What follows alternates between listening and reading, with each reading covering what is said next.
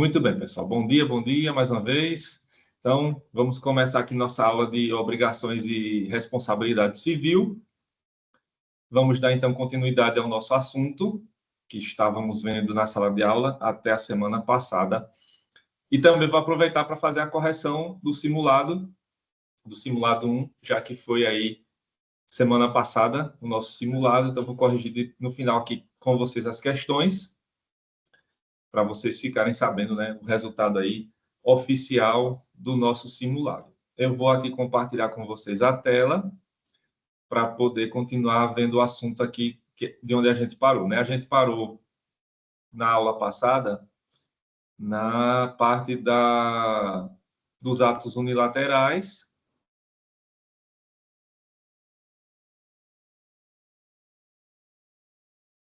Estamos vendo o enriquecimento sem causa. Vamos lá. Estão vendo aí, pessoal? Sim, professor. Deixa eu colocar aqui em tela inteira. Pronto. Estão vendo? Sim. Sim, professor. Beleza, pronto. Então, vamos seguir aqui, deixa eu ver. Então, a gente já viu essa parte de fatos jurídicos, fatos sociais e obrigações, os atos unilaterais, e começamos a ver as espécies, né? A promessa de recompensa.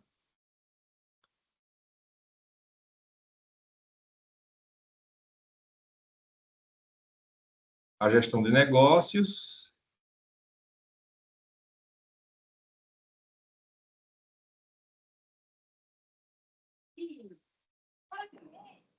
E agora a gente vai para o enriquecimento sem causa. Pessoal, vou só pedir para vocês... A senhora desceu com o Rabil agora? Desce com ela também. Vou só pedir para vocês desligarem aí, por gentileza, para não dar interferência aqui na aula. Você é bom com Deus, brinca? Eu não queria nem vir aqui, porque ele vai... Vai pra faculdade, não? Aula online, hoje. Vai. Eu quero cafezinho? Tô querendo. Então, vou pedir para vocês sempre deixarem o microfone desligado. Vocês podem ligar o microfone quando tiverem dúvida, não tem problema. Agora, durante a aula, deixa aí, por favor, desligado para não dar interferência no meu áudio, tá? Vamos lá, então. Então, o enriquecimento sem causa ele tá previsto nos artigos 884 e 886 a 886 do Código Civil, e ele já tinha sido falado por mim em outros momentos aqui, quando eu estava falando sobre a gestão de negócios e a promessa de recompensa, né? Que você não pode fazer, é um princípio, né, que a gente tem no direito civil geral, que determina que você não pode enriquecer às custas de outra pessoa sem um motivo, né, justificável. É aí que entra a questão do enriquecimento sem causa, que é princípio e também regra, né? Então, o que nós temos aí no Código Civil é essa questão, né, de que vai haver a ideia geral da inadmissibilidade de um acréscimo patrimonial às custas de outrem e sem um fato jurídico que o justifique. Isso vai ser, então, traduzido na vedação ao enriquecimento sem causa ou ao enriquecimento injustificado, ou ainda ao chamado locupletamento ilícito, que são todas expressões sinônimas. Então, se você observar, né, em algum texto as expressões enriquecimento injustificado, enriquecimento sem causa, locupletamento ilícito, são aí as expressões que são referentes ao enriquecimento sem causa, certo? A configuração do enriquecimento sem causa depende da relação material entre dois patrimônios, um enriquecido e outro empobrecido na mesma proporção e sem causa justificadora. Então, sempre vai haver ali um comparativo entre dois patrimônios, aquele que está enriquecendo e aquele que está empobrecendo. Se há uma causa justificável para isso, ok. Se não, aí pode-se configurar o enriquecimento sem causa. Disse sem causa em razão da ausência de uma causa jurídica que justifique o enriquecimento. E é justamente a ausência da causa jurídica que torna o enriquecimento ilícito e faz nascer a obrigação de restituição. Como eu já tinha falado em sala de aula, né? As pessoas podem enriquecer e esse é um dos objetivos de um mundo capitalista como o nosso. Então, não há problema nenhum em você enriquecer. A questão aqui é você enriquecer às custas de outra pessoa sem um motivo justificável. É aí que entra esse ato unilateral que pode configurar um ilícito como enriquecimento sem causa, certo? O enriquecimento sem causa é um fato jurídico que se dá na relação entre patrimônios, podendo ser resultante de atos jurídicos, mas também de fatos involuntários, e que vai se projetar no âmbito do direito de duas formas, como eu tenho falado aqui, como princípio e como regra. Como princípio, apesar de ter sido incluído apenas no atual Código Civil, este aspecto do enriquecimento sem causa já era reconhecido antes dessa forma pela doutrina. Está ligado sob esse aspecto às ideias de equidade e justiça comutativa, o dará a cada um o que é seu, que é a ideia que vem lá do Aristóteles, né? Desde o Aristóteles, aos preceitos obrigacionais e ao princípio da boa-fé objetiva.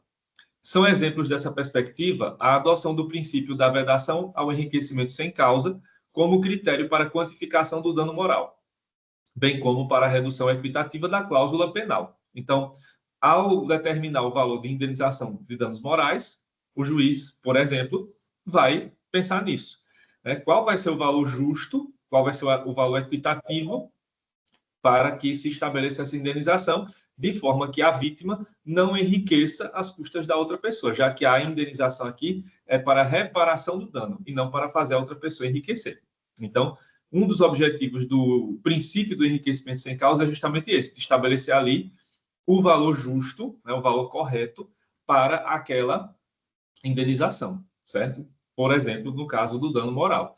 E na cláusula penal também de se estabelecer um valor justo para a multa a ser estabelecida no caso de descumprimento de contrato, para evitar que a parte credora ganhe um valor acima daquele necessário para que se determine o cumprimento justo do contrato, para que ela não vá enriquecer às custas da outra pessoa por causa de uma multa, né, cobrada ali de forma abusiva nessa cláusula penal do contrato, certo? Já como instituto jurídico, como direito, né, nessa perspectiva está configurado como fonte da obrigação de restituir, como regra, né, tal como incluído no Código Civil no artigo 884. Tá aqui, ó. Aquele que, sem justa causa, se enriquecer à custa de outrem, será obrigado a restituir o indevidamente ao ferido, feita a atualização dos valores monetários.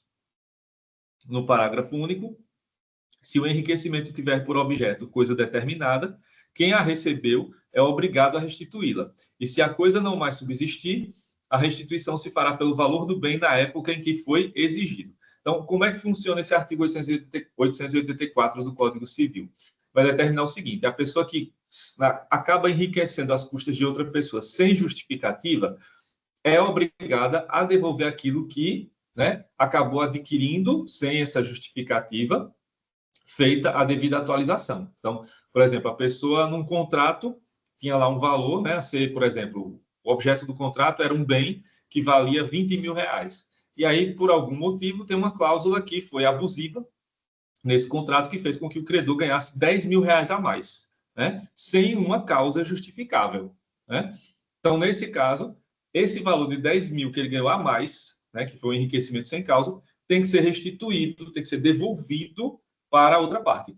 Isso feito também o ajuste ali de juros e correção monetária do período em que houve o enriquecimento e enriquecimento sem causa até o momento em que foi feita a indenização. Então, esse valor pode ser reajustado, pode ficar um pouquinho maior.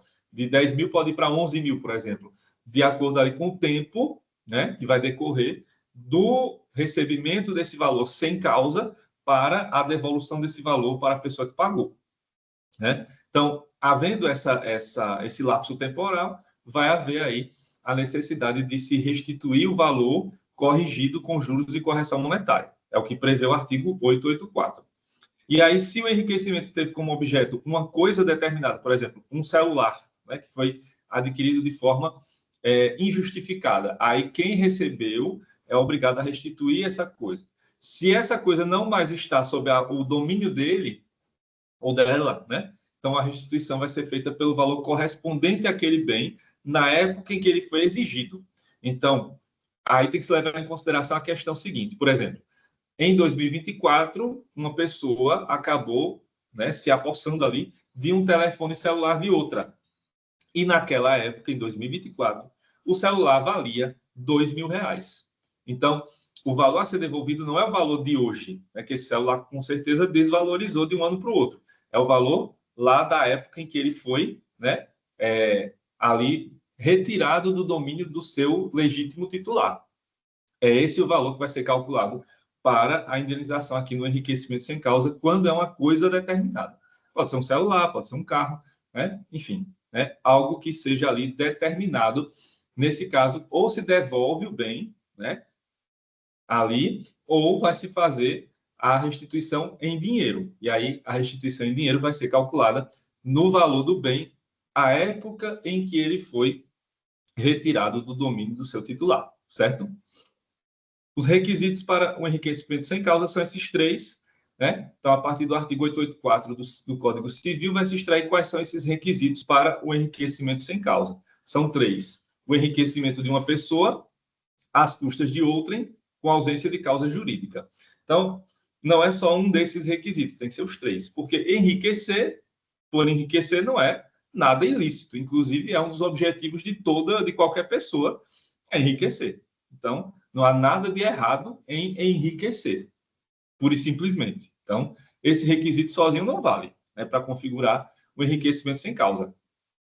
Enriquecimento às custas de outrem, por si só, também não é algo ilícito, né? Porque vai ser necessário, para que uma pessoa enriqueça, que outra acabe, né, tendo uma diminuição do patrimônio. Mas se isso é feito por conta de um contrato válido, né, justo, não há problema. Até porque isso pode implicar, por exemplo, em que você está vendendo um bem para poder adquirir esse dinheiro, e a outra pessoa vai pagar por aquele bem. Então, se ela tem uma diminuição do patrimônio em dinheiro, ela vai ter, como consequência, como contrapartida, a aquisição de um bem.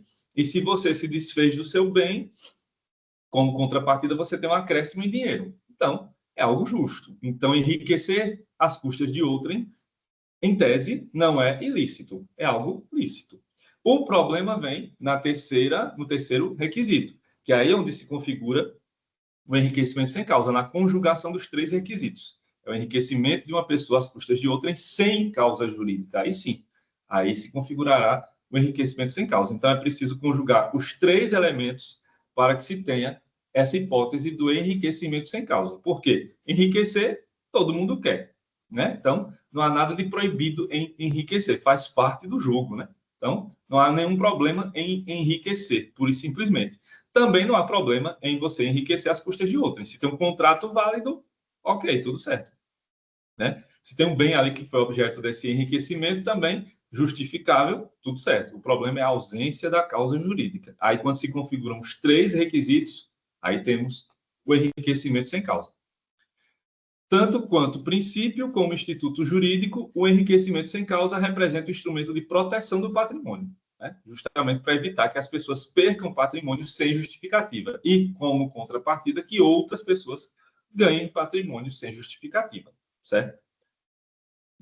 O enriquecimento é elemento essencial para a configuração do instituto e deve representar uma vantagem patrimonial, a qual pode derivar de um aumento do ativo, mas também da diminuição do passivo ou do não desembolso de uma despesa devida.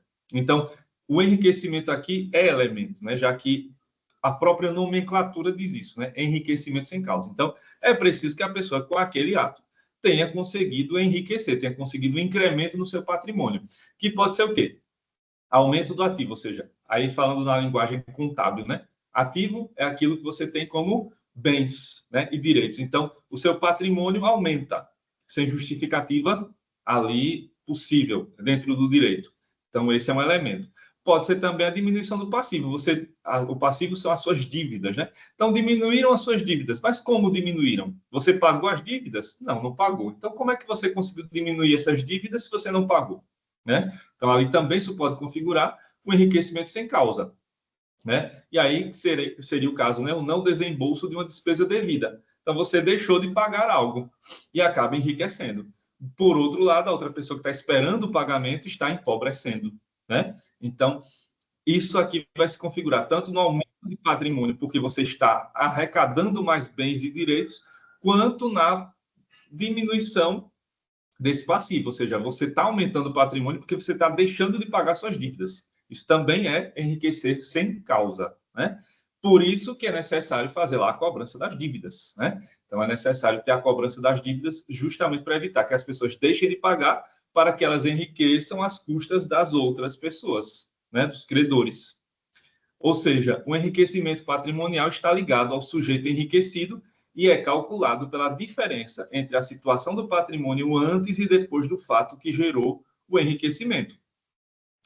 Esse enriquecimento tem que se dar às custas de outrem, pois o enriquecido está oferindo um proveito ou uma vantagem que caberia a outra pessoa. Então, sempre esse enriquecimento não é um enriquecimento que você, né, se você está enriquecendo sozinho sem prejudicar ninguém, não tem problema, né? É um enriquecimento que todo mundo quer, né?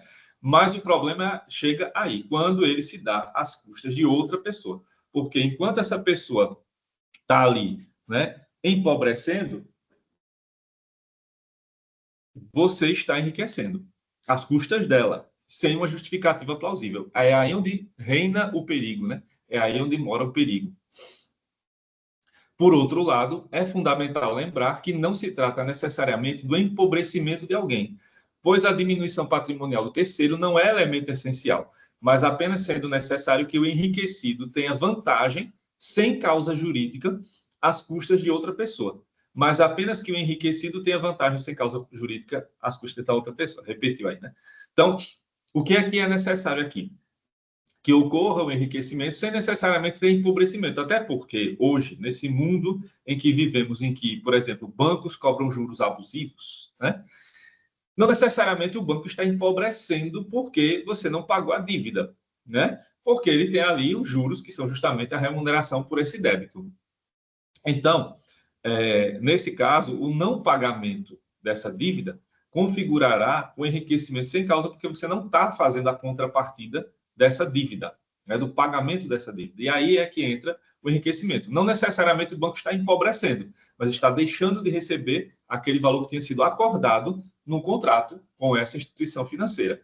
Então, o enriquecimento sem causa, ele não precisa necessariamente que a outra parte empobreça, mas que ela não esteja recebendo aquilo que é dela de direito. Essa é a questão. Por exemplo, em caso de utilização não autorizada da imagem de alguém com finalidade comercial, o titular da imagem não teve diminuição em seu patrimônio, mas aquele que se utilizou indevidamente da imagem obteve vantagem. Então, é o que acontece muito também com essa questão do uso da imagem, principalmente de pessoas famosas. Às vezes, né, estabelecimentos comerciais e tal usam a imagem de atores, de atrizes famosos, famosas, sem autorização delas, para fazer comerciais. Aí vão ganhar mais dinheiro, porque terão maior visibilidade com aquela figura, né, que está supostamente fazendo ali a publicidade, só que não houve autorização do uso da imagem dessa pessoa, numa foto, ou até mesmo num texto. Hoje, né, com a inteligência artificial, é até possível você pegar a imagem de uma pessoa e fazer uma manipulação ali para que ela possa fazer uma suposta propaganda. Não foi ela mesma que fez, mas a inteligência artificial preparou aquele material com imagem dela. Então, nesse caso, né, isso até está trazendo outras implicações, né, porque essa questão do uso da inteligência artificial ainda está implicando em outras questões, mas o uso indevido da imagem leva a isso, né? A pessoa vai enriquecer ali porque está tendo maior visibilidade com o uso da imagem daquela pessoa famosa. Por outro lado, a pessoa que está sendo ali, que está tendo a sua imagem utilizada sem a sua autorização, não está enriquecendo. Então, é o enriquecimento às custas de outra pessoa sem uma razão jurídica cabível. Então, isso cabe também indenização. Também é preciso ressaltar que o enriquecimento tem que ser dissociado da causa jurídica que o justifique, residindo neste ponto, inclusive, a justificativa para o surgimento da obrigação da restituição. Frise-se que, nos termos do artigo 885 do Código Civil, a restituição é devida, não só quando não tem havido causa que justifique o enriquecimento, mas também se essa deixou de existir. Por quê? Não é só quando a pessoa não tem causa justa, mas quando havia justa causa e ela deixou de existir. Por exemplo, havia um contrato entre aquelas duas partes que previa aquele pagamento das prestações sucessivas, né? Inclusive com a retirada de valores da conta, né? Aquele tipo de retirada que você faz mensalmente, né? que você tem até hoje um comando de Pix, né, que é o Pix recorrente. Então, você vai deixando ali, todo mês já programa, né? Todo mês eu vou fazer o pagamento daquela parcela do contrato. Por exemplo, vou pagar R$ 500. Então, todo mês você vai ter ali a retirada na sua conta, no débito automático, de R$ 500.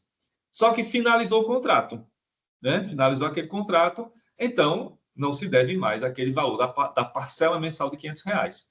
Então, qual a consequência jurídica disso? Bom, finalizou o contrato, você não deve mais aquela parcela mensal de R$ 500. Mas chegaram os meses subsequentes e continuou havendo débito automático, desconto de R$ 500 da sua conta. Qual é a consequência jurídica disso? Bom, quem está recebendo esse valor que não é mais devido, tem que devolver. Se esse valor não é devolvido, então já configura enriquecimento sem causa. Veja, não há mais, nesse caso, a causa, né, justa para o recebimento dessa parcela. Então, se não tem mais, né, a necessidade do pagamento dos R$ 500 e a pessoa continuou ali recebendo, porque a parte devedora esqueceu de tirar lá do seu aplicativo o Pix recorrente, ela tem a obrigação de devolver esse Pix. Se ela não devolver, está configurando enriquecimento sem causa. Cada parcelinha que ela está ganhando a mais ali é enriquecimento sem causa. Traz a obrigação de restituir os 500, os 1.000, os 1.500 e assim por diante, certo?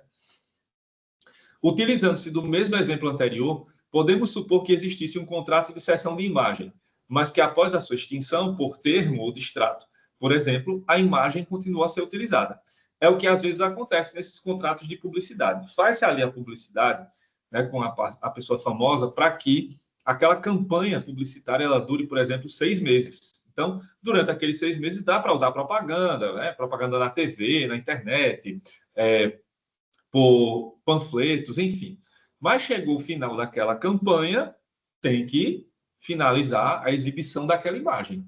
Mas aí continua, no mês seguinte, no outro. Mas cadê a causa? Já não existe mais, né? Porque o contrato já foi finalizado. Então, não dá para continuar usando aquela imagem daquele artista famoso por mais tempo. Se há esse uso, então, há a obrigação de pagar por esse período a mais que está sendo usado ali, esse direito de imagem. Destaca-se que o enriquecimento sem causa foi disciplinado de forma geral, podendo restar configurado em diversas situações, desde que preenchidos os seus requisitos. Claro, né? É uma hipótese geral que vai caber em várias situações, né? De contratos e de outras obrigações. Como já referido, uma vez configurado o enriquecimento sem causa, surge a obrigação de restituição, que poderá ser exigida no curso de qualquer ação específica ou subsidiariamente em ação específica, tal como disposto no artigo 886 do Código Civil, que determina o seguinte, né? Não caberá a restituição por enriquecimento se a lei conferir ao lesado outros meios para se ressarcir do prejuízo sofrido. Então, se há outros meios determinados por lei para ressarcimento desse dano, não vai caber a ação própria por enriquecimento sem causa. Geralmente, a gente vê essa menção ao enriquecimento sem causa de maneira paralela a outros processos. Por exemplo, numa ação de cobrança, vai aparecer lá como um dos argumentos, né, para a cobrança daquele valor, justamente o uso do princípio da vedação do enriquecimento sem causa. Numa ação indenizatória que prevê lá dano material, dano moral, também a gente pode ver de maneira paralela, certo, a questão da argumentação de que não conceder a indenização por dano moral, não conceder a indenização por dano material configurará enriquecimento sem causa da parte ré. Então, também se usa como princípio ou como a própria regra. Já da parte do réu, na contestação, nesse mesmo processo, também se usa isso, para que se determine o valor justo da indenização ou não cabimento dessa indenização, para que não se configure enriquecimento sem causa da parte autora. Então, geralmente, a gente vê o uso, né, do enriquecimento sem causa em processo de forma paralela, junto com o pedido principal, certo?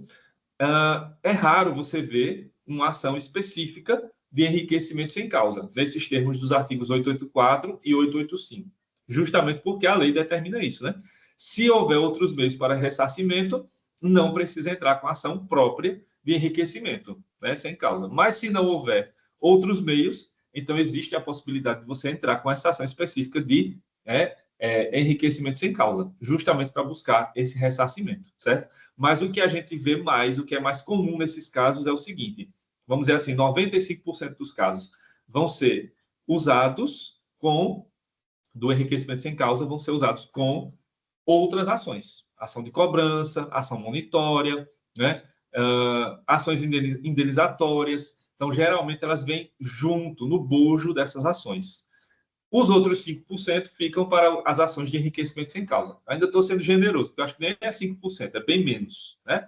Mas você pode usar, né? Pode fazer uso da ação de enriquecimento sem causa de forma autônoma, mas não é comum, certo? O mais comum é você ver o enriquecimento sem causa dentro das outras ações, como argumentação, como princípio e como regra, né? Aí, dentro daquele bojo da argumentação do autor ou do réu, vai aparecer sempre essa questão, né, que o juiz tem que fazer, né, o pedido ali da parte autora, da parte ré, é que o juiz tem que fazer a análise de maneira equitativa para que nem a parte autora e nem a parte ré tenham ali a configuração de um enriquecimento sem causa. Então, geralmente vai aparecer assim, né, nos processos, certo? O enriquecimento sem causa. Outros exemplos de enriquecimento sem causa são algumas espécies de transferências patrimoniais indevidas, tais como nos casos de pagamento indevido, exploração e ou utilização de direitos ou bens alheios, etc. Então, nessas situações também se configuraria ali perpetuando-se, né? Essa situação configuraria a hipótese do enriquecimento sem causa, certo?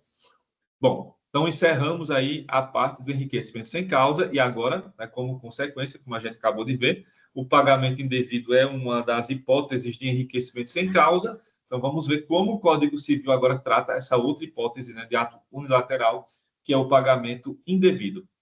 Qual a base legal desse pagamento indevido? Os artigos 876 a 883 do Código Civil. Então, é aí que vamos ter a determinação jurídica, né, de como funciona o pagamento indevido.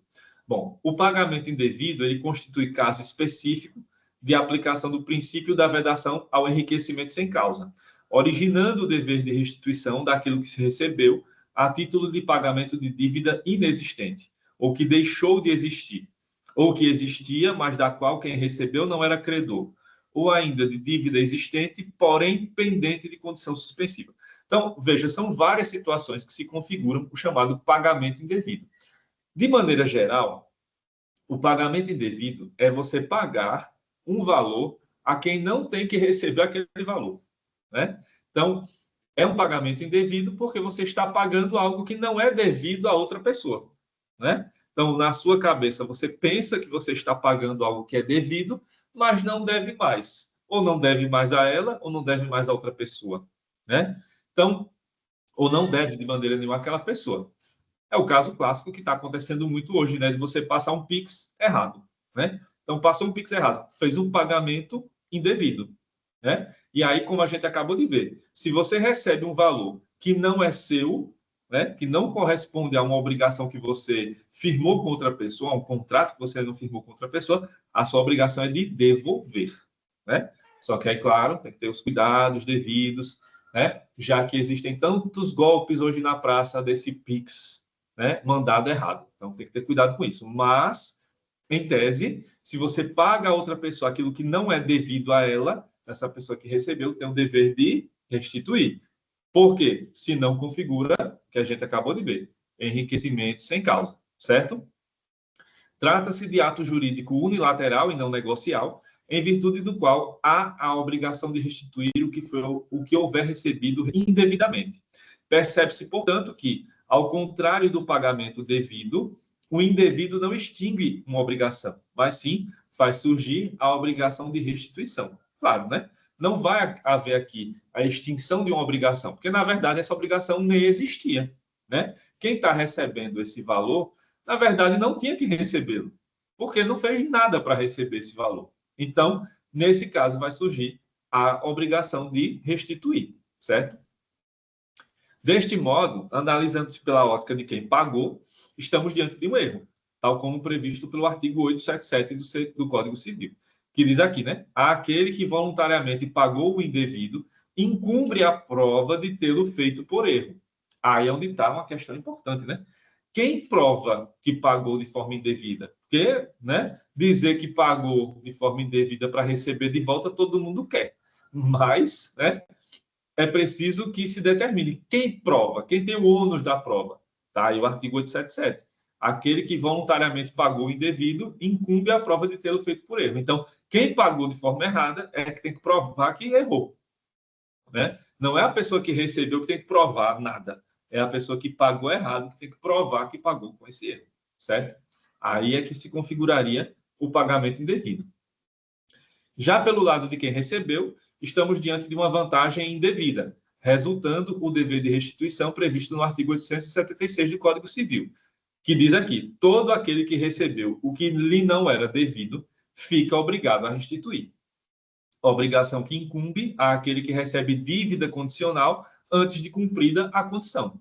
Então, qualquer pessoa que recebe o que não é devido tem a obrigação de restituir. Não é seu? Então, por que você vai ficar? Né?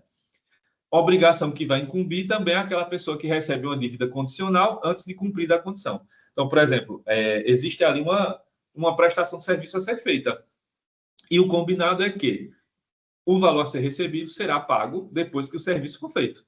E aí a pessoa, de maneira errada, já pagou antecipadamente. Então, nesse caso, é obrigatório devolver o que recebeu antes, né? Já que a condição para receber aquele dinheiro não foi cumprida ainda, certo? Claro que isso aqui, um contrato pode ser acordado, né? Ganha um desconto, faz algo, não, vou devolver, vamos dar um desconto, tá? Pode haver um acordo entre as partes, mas pela lei, a regra é que se você recebe o valor antecipadamente, isso não foi combinado, então você tem que devolver esse valor, né? Para que ele seja pago no momento oportuno, que foi lá determinado no contrato. A restituição pelo que se pagou indevidamente poderá ser requerida em ação própria, que é a ação de repetição de indébito, famosa essa ação, que está prevista no artigo 881 do Código Civil, na qual aquele que pagou indevidamente terá o ônus de demonstrar que o pagamento foi realizado de forma voluntária e mediante erro. Essa ação é comum, inclusive no direito do consumidor, se usa muito, né, a repetição de indébito. Então, essa ação é o nome da ação, né, que se tem aqui, justamente para você cobrar aquilo que você pagou e não foi devolvido, o tal pagamento indevido, né? Aquele que você pagou sem ter que pagar. E a pessoa acabou se apossando daquele valor que foi pago e não lhe devolveu. Então, a ação cabível é repetição de indébito. Aí o artigo 881 traz isso, né? Se o pagamento indevido tiver consistido no desempenho de obrigação de fazer ou para eximir-se da obrigação de não fazer, aquele que recebeu a prestação fica na obrigação de indenizar o que a cumpriu, na medida do lucro obtido. Então, essa é a ação da repetição de indébito, né? Então, o pagamento indevido foi uma obrigação de fazer ou a abstenção, né? A obrigação de não fazer. Aí, nesse caso, essa pessoa que recebeu a prestação, não necessariamente o dinheiro, né? Fica na obrigação de indenizar o que ela cumpriu, que foi cumprido na medida do que foi obtido de lucro com aquela atividade, certo? É aí que entra a repetição de indébito. Vale lembrar que, tal como ocorre no enriquecimento sem causa, por ser o pagamento indevido espécie de vedação ao enriquecimento sem causa, o objetivo aqui também será o da proteção do patrimônio. Então, a ideia é sempre essa, né? Proteger o patrimônio das pessoas para evitar que ocorra enriquecimentos sem justificativa, às custas do empobrecimento, né? Ou da diminuição ali de direitos de outra pessoa. Desta forma, se a dívida existia, não caberá dever de restituição, como na hipótese de pagamento de dívida prescrita ou inexigível, tal como previsto no artigo 882 do Código Civil. Não se pode repetir o que se pagou para solver dívida prescrita ou cumprir a obrigação judicialmente inexigível. Então, quando não cabe a repetição de indébito, né? Então, não se pode repetir quando o que se paga para solver uma dívida prescrita. Por quê? Já há, inclusive, vários julgados do STJ em relação a isso. Muita gente pensa, eu vou esperar lá os 5 anos para prescrever minha dívida e não devo mais nada. Não é assim. O que o STJ determina é que, depois dos 5 anos, você não pode mais ter o seu nome lá inscrito nos cadastros de dívida ativa, SPC Serasa, por conta daquela dívida prescrita. Mas a cobrança da dívida continua existindo, né, por tempo indeterminado. Então, você vai ter que pagar uma hora na sua vida, né? Então, a ideia é essa. Não se pode ter repetição de indébito se você pagou algo para resolver aquela obrigação de uma dívida prescrita, porque as dívidas prescritas, elas ainda são dívidas que podem ser cobradas. Então, você não pode pagar a dívida prescrita e depois processar, né, a outra parte porque você pagou a dívida prescrita. Não, porque a outra parte, a parte credora, está no direito dela de fazer a cobrança desse valor, mesmo depois do período de prescrição da dívida, certo? Então, não pode haver repetição de indébito se você pagou por uma dívida prescrita, porque o dever de pagar a dívida prescrita continua existindo, né? Vai cumprir uma obrigação judicialmente inexigível, né? Também aqui seria uma hipótese que a lei determina que não vai haver repetição de indébito, né? Mesmo que seja uma obrigação que não é exigível juridicamente, mas você não pode fazer a repetição de indébito sobre esse tipo de obrigação, a não ser que essa obrigação gere, do outro lado, enriquecimento sem causa. Aí haveria a hipótese de se ingressar com a ação. Também não caberá repetição se a dívida existente foi paga por quem não era o devedor. Nesse caso, o credor recebeu de boa-fé. E quem pagou dívida que não era sua, só poderá, se assim pretender, propor ação regressiva contra o verdadeiro devedor e seu fiador. Eu sempre dou um exemplo aqui que a gente sabe que na prática é muito difícil de acontecer. Mas você está andando lá, né, na rua, com seus boletos, vai pagar os boletos numa casa lotérica, né? E aí, por acidente, cai uma das folhas, né? Cai um dos boletos. Passa uma pessoa na rua, se compadece, né? Então, achei esse boleto aqui, acho que essa pessoa ia pagar o boleto, né? Vou lá pagar para ela. Aí vai lá na lotérica e paga. Então, nesse caso, a pessoa que pagou não era devedora, né? Mas não cabe aí repetição de indébito, né? Porque o credor, cabe a ele receber o valor. Não interessa de quem, né? Então, foi recebido o valor da prestação lá do boleto? Ok, para o credor está ótimo, né? E quem pagou a dívida? Essa pessoa que se compadeceu lá do boleto, né? E pagou. Bom, a dívida não era sua, pagou porque quis, né? Porque um dos princípios básicos das obrigações é que você não é obrigado a pagar aquilo que não é sua dívida, né? Você pagou por sua própria liberalidade, porque você mesmo quis. Então, o que é que você pode fazer? Vai entrar com ação contra o credor, porque, né, houve repetição de indébito? Não. O máximo que pode acontecer é que você pode ingressar com ação regressiva contra o verdadeiro devedor. Então, você vai lá, pagou o boleto e depois entra com ação contra ele. Tem lá no boleto o nome e o endereço dele, entra com ação, cobrando dele aquele valor que você pagou do boleto. Pode fazer isso? Pode. Você não pode ingressar com ação contra o credor por repetição de indébito, porque essa não é uma ação cabível, já que você pagou uma dívida que não é sua. Então, você pagou porque quis, né? Ninguém lhe obrigou a pagar. Você pagou porque você teve essa vontade no seu coração. Aí é outra história, né? No caso das relações de consumo, em razão da vulnerabilidade do consumidor, se o fornecedor cobrar indevidamente e o consumidor pagar, fará jus à restituição em dobro daquilo que foi indevidamente pago. Mas já é outra coisa, né? No direito do consumidor funciona assim, né? O direito de receber em dobro aquilo que você pagou de forma indevida. Então, se houve uma cobrança indevida de um fornecedor, né?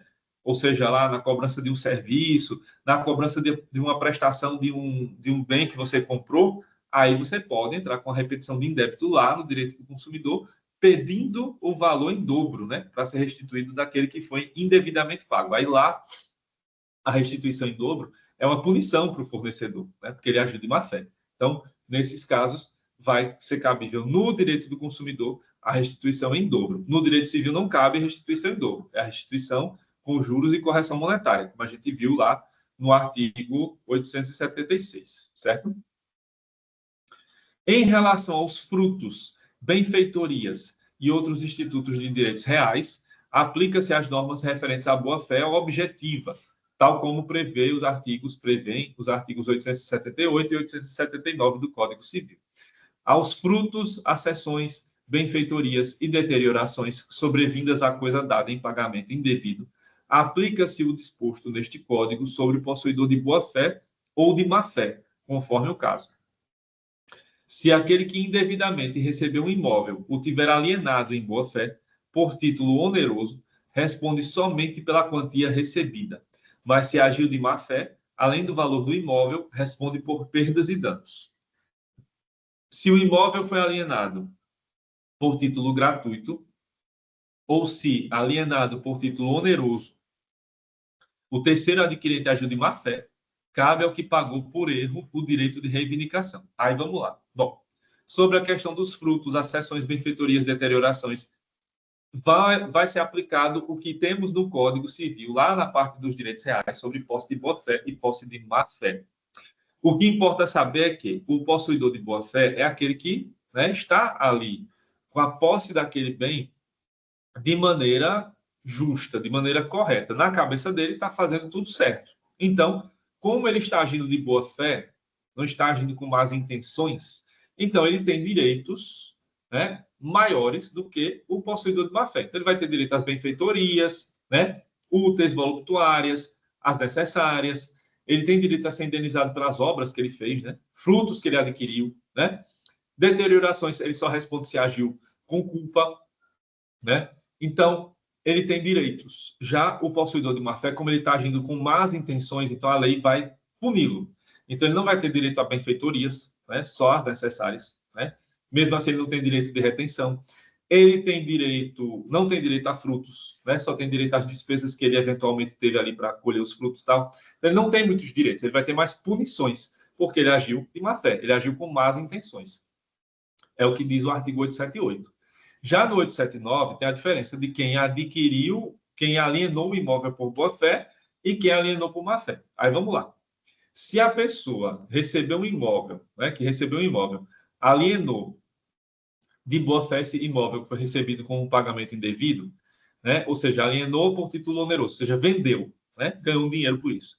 Ele vai responder pela quantia que ele recebeu, se ele agiu de boa-fé, achando que estava tudo certo, mas depois descobriu que houve um pagamento indevido. Então, ele tem que restituir o valor que ele recebeu a título de venda desse imóvel, né?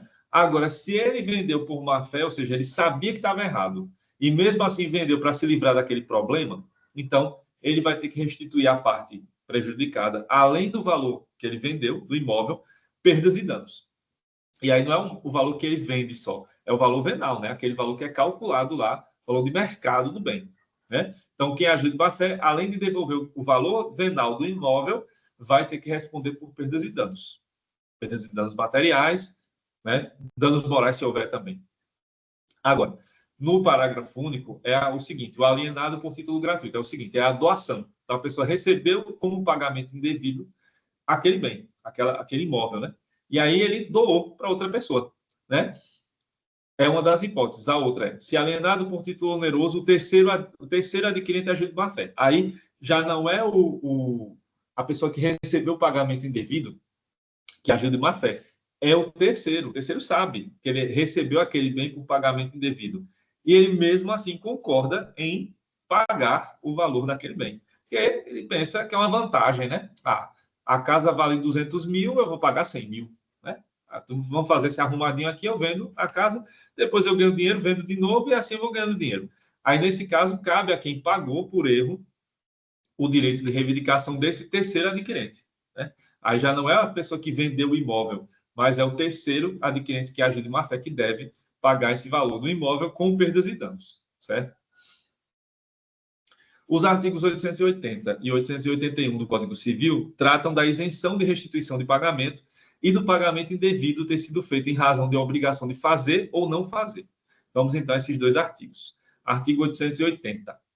Fica isento de restituir pagamento indevido aquele que, recebendo-o como parte de dívida verdadeira, inutilizou o título, deixou prescrever a pretensão ou abriu mão das garantias que asseguravam seu direito.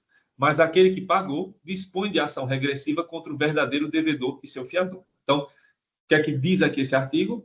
É a isenção da restituição do pagamento, né? Então, de novo, quem vai ser isento de restituir pagamento aqui? Aquele que recebeu o pagamento como parte de dívida verdadeira, inutilizou o título, né? Então, ele recebeu aquele valor como parte de uma dívida que realmente existia. Então, não foi pagamento indevido, né? Foi um pagamento devido. Mas, por alguma razão, ele rasgou o boleto, jogou fora, né?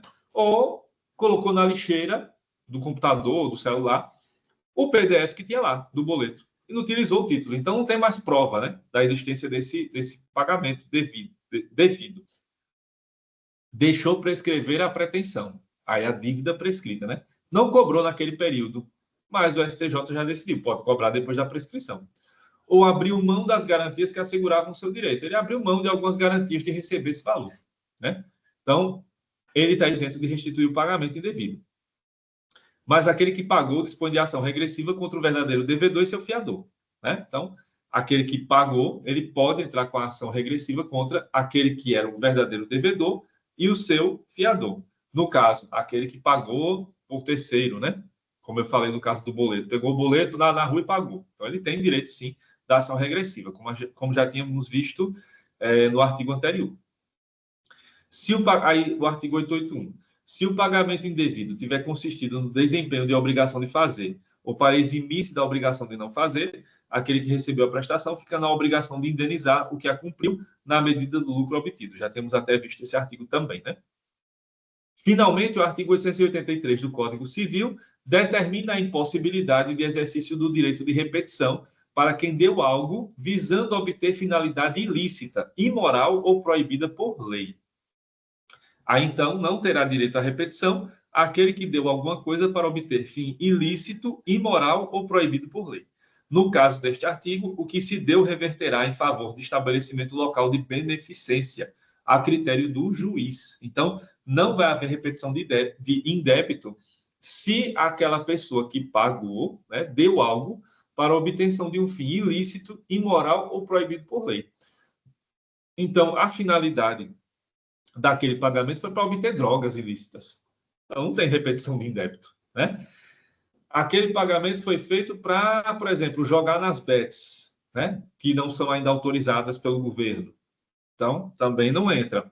Jogo do bicho, também não entra, né? Então, nesses casos, não vai caber repetição de indébito. O que foi dado como pagamento, no máximo, pode ser revertido em favor de um estabelecimento local de beneficência, se o juiz permitir, né? Então, vai ficar a critério do juiz determinar esse encaminhamento desse valor pago de forma indevida, se for recuperado, para uma instituição de beneficência, já que não é algo, né, uma obrigação que está prevista pela lei, certo? É algo fora da lei.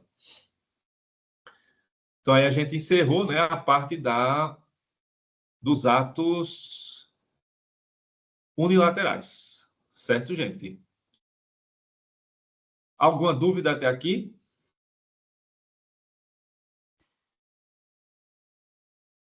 Não, professor. Ok. Deixa eu só desligar a câmera aqui um minutinho que eu vou buscar água, que eu tinha esquecido de colocar água aqui. Volto já. Só desligar a câmera aqui.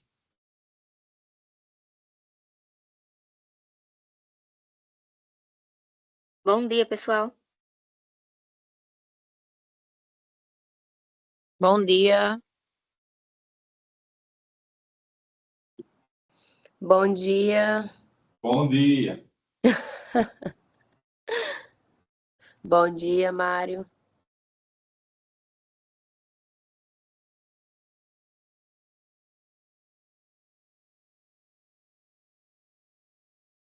Débora.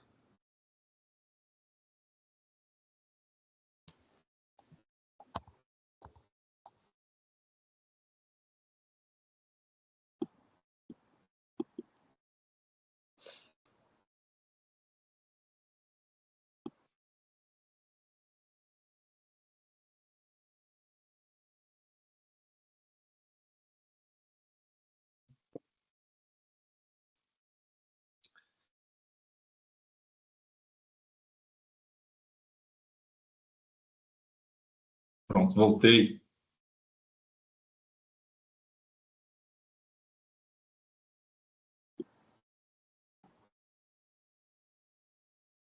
Professor, você consegue me ouvir? Sim. Ah.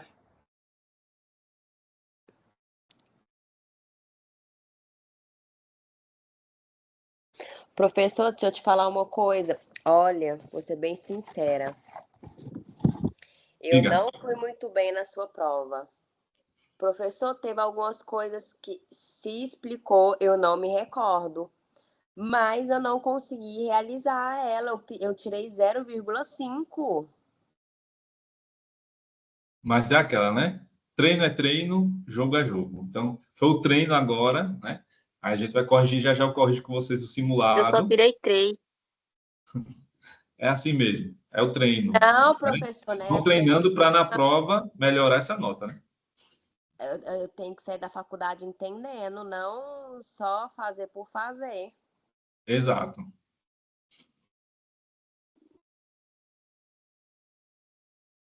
É muito slide.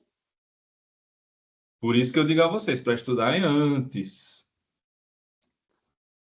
Professor, mas, por exemplo, a prova não é você que elabora, certo? É, não sou eu.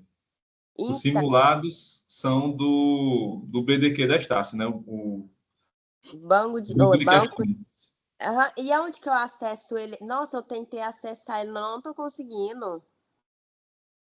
Na verdade, o que você tem, o que vocês têm é a parte do Sava, que vocês podem fazer lá as questões, né? E aí algumas dessas questões elas caem no simulado, que são justamente essas questões que vocês fazem, que são as Algumas, que a né? gente usa na prova, né?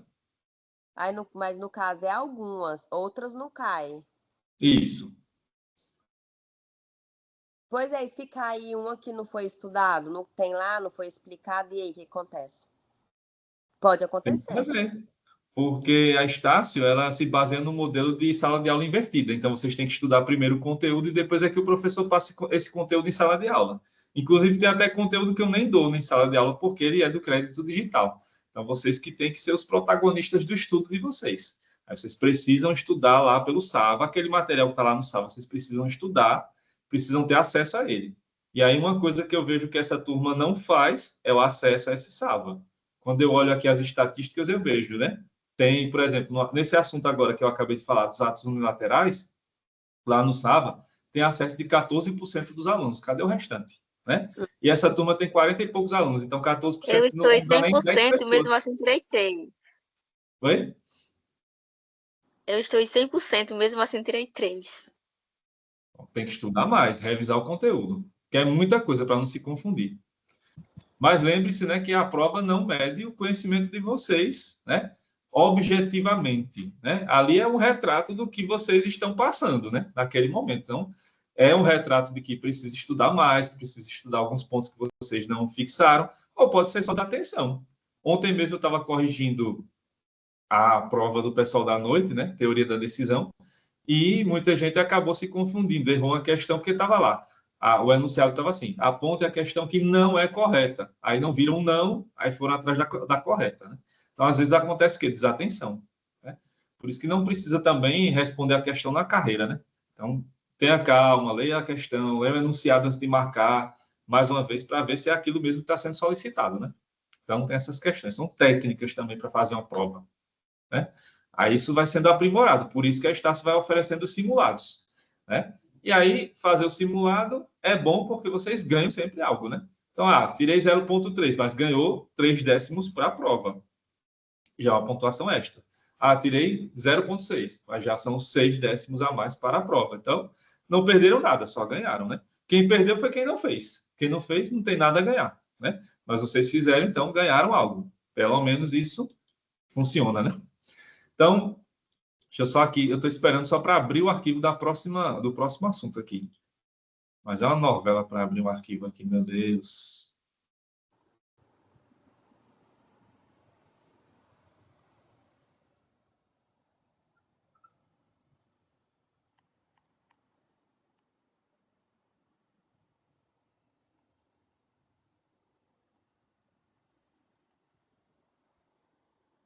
Pronto.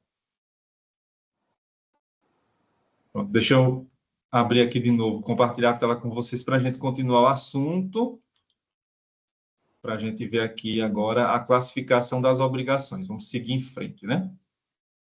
Esse assunto o senhor vai colocar no Sava depois para a gente copiar e estudar? Com certeza. Ainda hoje vai estar lá. Vamos lá. Estão vendo aí a tela? Sim, professor. Estamos. Pronto. Então, agora a gente vai começar a ver a classificação das obrigações, tá? Então, aqui, vamos iniciando com as noções gerais sobre a classificação das obrigações. Bom, a doutrina e a lei determinam algumas classificações possíveis para as espécies de obrigações de acordo com seus elementos estruturais e de acordo com as suas especificidades de objeto. Então, a doutrina de direito civil e também o Código Civil vão estabelecer algumas classificações de obrigações que a gente precisa saber, né? E aí essas classificações elas são determinadas de acordo com as estruturas das obrigações, né, os seus elementos estruturais, e de acordo com as características específicas de seu objeto. Sendo assim, de forma geral, as obrigações podem ser consideradas em relação ao seu elemento subjetivo como obrigações simples ou obrigações complexas. Bom, então a primeira classificação é essa, né? Quanto aos elementos subjetivos, ou seja, quanto aos sujeitos, quanto às pessoas que participam das obrigações. Aí a gente já está vendo isso, só falta especificar nessa classificação, né? Então, a classificação quanto ao elemento subjetivo, ela pode ser dividida em simples ou complexas ou plurais. Quais são as obrigações simples? As obrigações simples são aquelas que apresentam apenas um sujeito ativo, um credor, e o sujeito passivo, o devedor, que é o que a gente está vendo aqui, né? Então, as obrigações, elas funcionam dessa maneira. Você tem ali o credor e o devedor. Essa é uma obrigação simples, né? Tem só um sujeito ativo e um sujeito passivo, uma pessoa de cada lado. Obrigação simples. Obrigações complexas ou plurais são aquelas que apresentam pluralidade de credores e ou de devedores na relação jurídica. Aí você tem, numa obrigação complexa, por exemplo, 2 credores, um devedor. Ou um credor, 2 devedores. Ou 2 devedores e 2 credores. Ou vários, né? Por exemplo, 10 devedores e 10 credores. Então, quando você tem mais de um sujeito sendo credor, mais de um sujeito sendo devedor, obrigação complexa ou plural, né? Se é só um credor de um lado e só um devedor do outro, então é simples. Essa classificação é bem, como o nome já diz, simples de ser determinada, certo? Exemplo 1. Márcio possui uma casa e a coloca disposta à venda. Maria possui interesse em comprar um imóvel e os dois firmam um contrato de compra e venda. Neste caso, esta seria uma obrigação simples ou complexa? Me respondam. Márcio e Maria. A relação jurídica é entre os dois. Nesse caso, essa é uma obrigação simples ou é uma obrigação complexa? Simples. Simples. Isso. Então, é isso, né? Obrigação simples. Um lado com um credor. Outro lado, um devedor. Pronto. Obrigação simples. No exemplo 2. Márcio possui uma casa e a coloca disposta à venda. Maria e Vicente, casados em comunhão parcial de bens, possuem interesse em comprar o imóvel e os três firmam um contrato de compra e venda. Neste caso, esta seria uma obrigação simples ou complexa? De um lado, Márcio, do outro lado, Maria e Vicente. E aí, é obrigação simples ou complexa? Complexa, né? Né? Porque tem logo 3 aí. Isso. Mesmo eles sendo casados, mas são 2 pessoas. Então, há ali uma divisão clara. Obrigação complexa, porque tem um credor e 2 devedores. Certo? Foi fácil essa, né?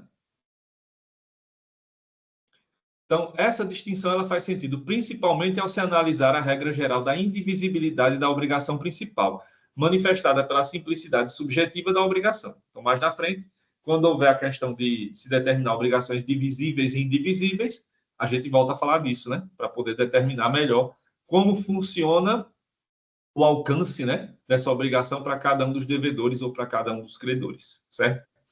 Então, essa distinção ela faz sentido ao analisarmos o artigo 314 do Código Civil, que vai determinar o seguinte: ainda que a obrigação tenha por objeto prestação divisível, não pode o credor ser obrigado a receber, nem o devedor a pagar, por partes, se assim não se ajustou. Então, quando você tem essa obrigação complexa, então pode ser, né, que as dívidas sejam determinadas, ou os créditos sejam determinados com o pagamento de valores parcelados ou por partes, mas aí é preciso determinar isso no contrato. Senão, não é cabível. Está aí o artigo 314 deixando isso bem claro. Por outro lado, a pluralidade subjetiva necessita de uma análise mais detalhada para que se determine qual será o nível de responsabilidade de cada componente de cada polo da obrigação, né? Aí é preciso saber se nessa obrigação complexa, por exemplo, a obrigação deles vai ser solidária, se vai ser subsidiária, se há ali uma garantia, né, como penhor, hipoteca, anticrese. Então, é aí na complexa que a gente precisa ver com mais calma, né, com mais detalhes, até onde vai a obrigação de cada um dos credores ou dos devedores, certo? Por exemplo, supondo que no contrato de compra e venda temos como vendedores Diogo e Gabriel e como compradoras Paula e Lia, o que aconteceria nos seguintes casos? Vamos ver. Primeiro, a obrigação se vence. Diogo poderia cobrar somente de Lia todo o valor do objeto do bem objeto do contrato? Então, observe o caso, né? Temos aí dois vendedores, dois credores, então, Diogo e Gabriel, e duas devedoras, compradoras, Paula e Lia. Aí, nesse caso, a obrigação se venceu, e aí a pergunta que vem, a primeira, né? Diogo pode cobrar somente de Lia todo o valor do objeto do contrato, todo o valor do bem objeto do contrato? O que é que vocês acham? Não, né? Cobra dos dois, né? Ah, é dos dois aí. Ele cobrar de Paula e de Lia, né? É. Isso. Teoricamente, né? Segunda questão. Lia, neste caso, poderia alegar que somente deve metade do valor, podendo se recusar a pagar todo o valor pedido por Diogo? Poxa, Não, não. também, né? Que eu acho que a Tem que responsabilidade é pagar das duas, tudo. as duas Tem tem que que pagar. pagar junto as duas. Entraram Isso. nessa agora? E a terceira, se Lia e Paula pagassem todo o valor do contrato a Diogo, Gabriel poderia exigir que fosse feito novo pagamento para que ele recebesse o valor integral do contrato? Não. Elas vão ter que, o quê? Reivindicar com o Gabriel. Não sei como é que faria agora, mas se já tá pago, né? Mas aí pagaram só um dos dois. E o Gabriel, como é que fica? Ô, professor, a Mas deveria lógica ser uma disso não é a conta só, quantidade né? de bens, não? Isso não tem a ver com a relação de bens e não a relação de pessoas? A relação de contrato em vez da relação de pessoas, porque assim, aí seria muito cômodo. Para quando se deve, tem que pagar os dois, mas quando se paga integral, aí o outro que se resolva. É, tem essa questão, né? E aí, como a gente Deveria está ter vendo o uma elemento conta só, não? subjetivo, Para pagamento. como a gente está vendo o elemento subjetivo, aí também tem que levar em consideração. O Gabriel também tem direito a receber, já que o contrato era feito com os dois, né? O Diogo e o Gabriel. Se eu não pago, eu tenho que Aí pagar. ele se vira, o Diogo e o Gabriel que se virem aí para se resolver os dois. Elas têm o que a ver? Entendi, não.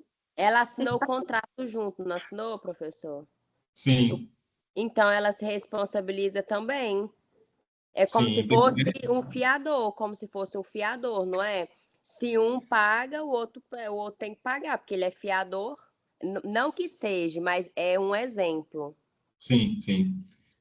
E aí, como eles dois, né, Diogo e Gabriel, são os credores, então eles têm que receber o valor, cada um na sua parte, né?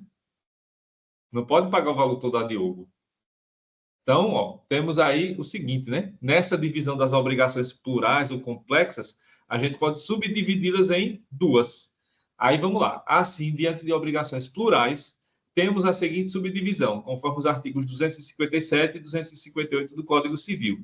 A gente pode ter as obrigações divisíveis ou fracionárias, ou indivisíveis ou solidárias. É aí que vai estar a resposta para essas três perguntas, né? Que eu fiz agora a vocês. Então, elas podem se enquadrar como obrigações divisíveis ou fracionárias, ou indivisíveis ou solidárias. Quando aparece a obrigação divisível e quando aparece a indivisível? Vamos lá. Artigo 257. Havendo mais de um devedor ou mais de um credor em obrigação divisível, esta presume-se dividida em tantas obrigações iguais e distintas quanto os credores ou devedores. Então, no nosso exemplo, tem lá Diogo e Gabriel, que são os credores. Paula e Lia são as devedoras. Então, nesse caso, vai haver uma presunção de que a divisão dessa dívida, dessa obrigação, é feita de maneira igual e distinta. de acordo com o número de credores ou devedores. Então, a gente presume que, nesse contrato, 50% do valor é devido a Diogo, 50% devido a Gabriel, né? E aí, quem vai pagar? 50% Paula, 50% Lia. Essa é a presunção que você tem pelo artigo 257 do Código Civil.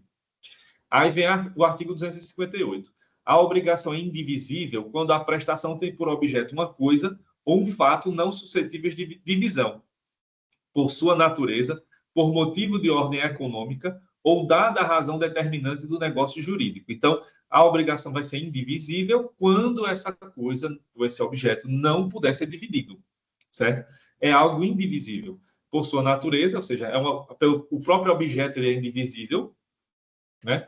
Por motivo de ordem econômica, ou seja, se apôs no contrato uma cláusula de indivisibilidade, ou porque a indivisibilidade é a razão determinante do negócio jurídico. Mas veja, quando você determina a obrigação indivisível, vai haver uma determinação no contrato para que isso aconteça.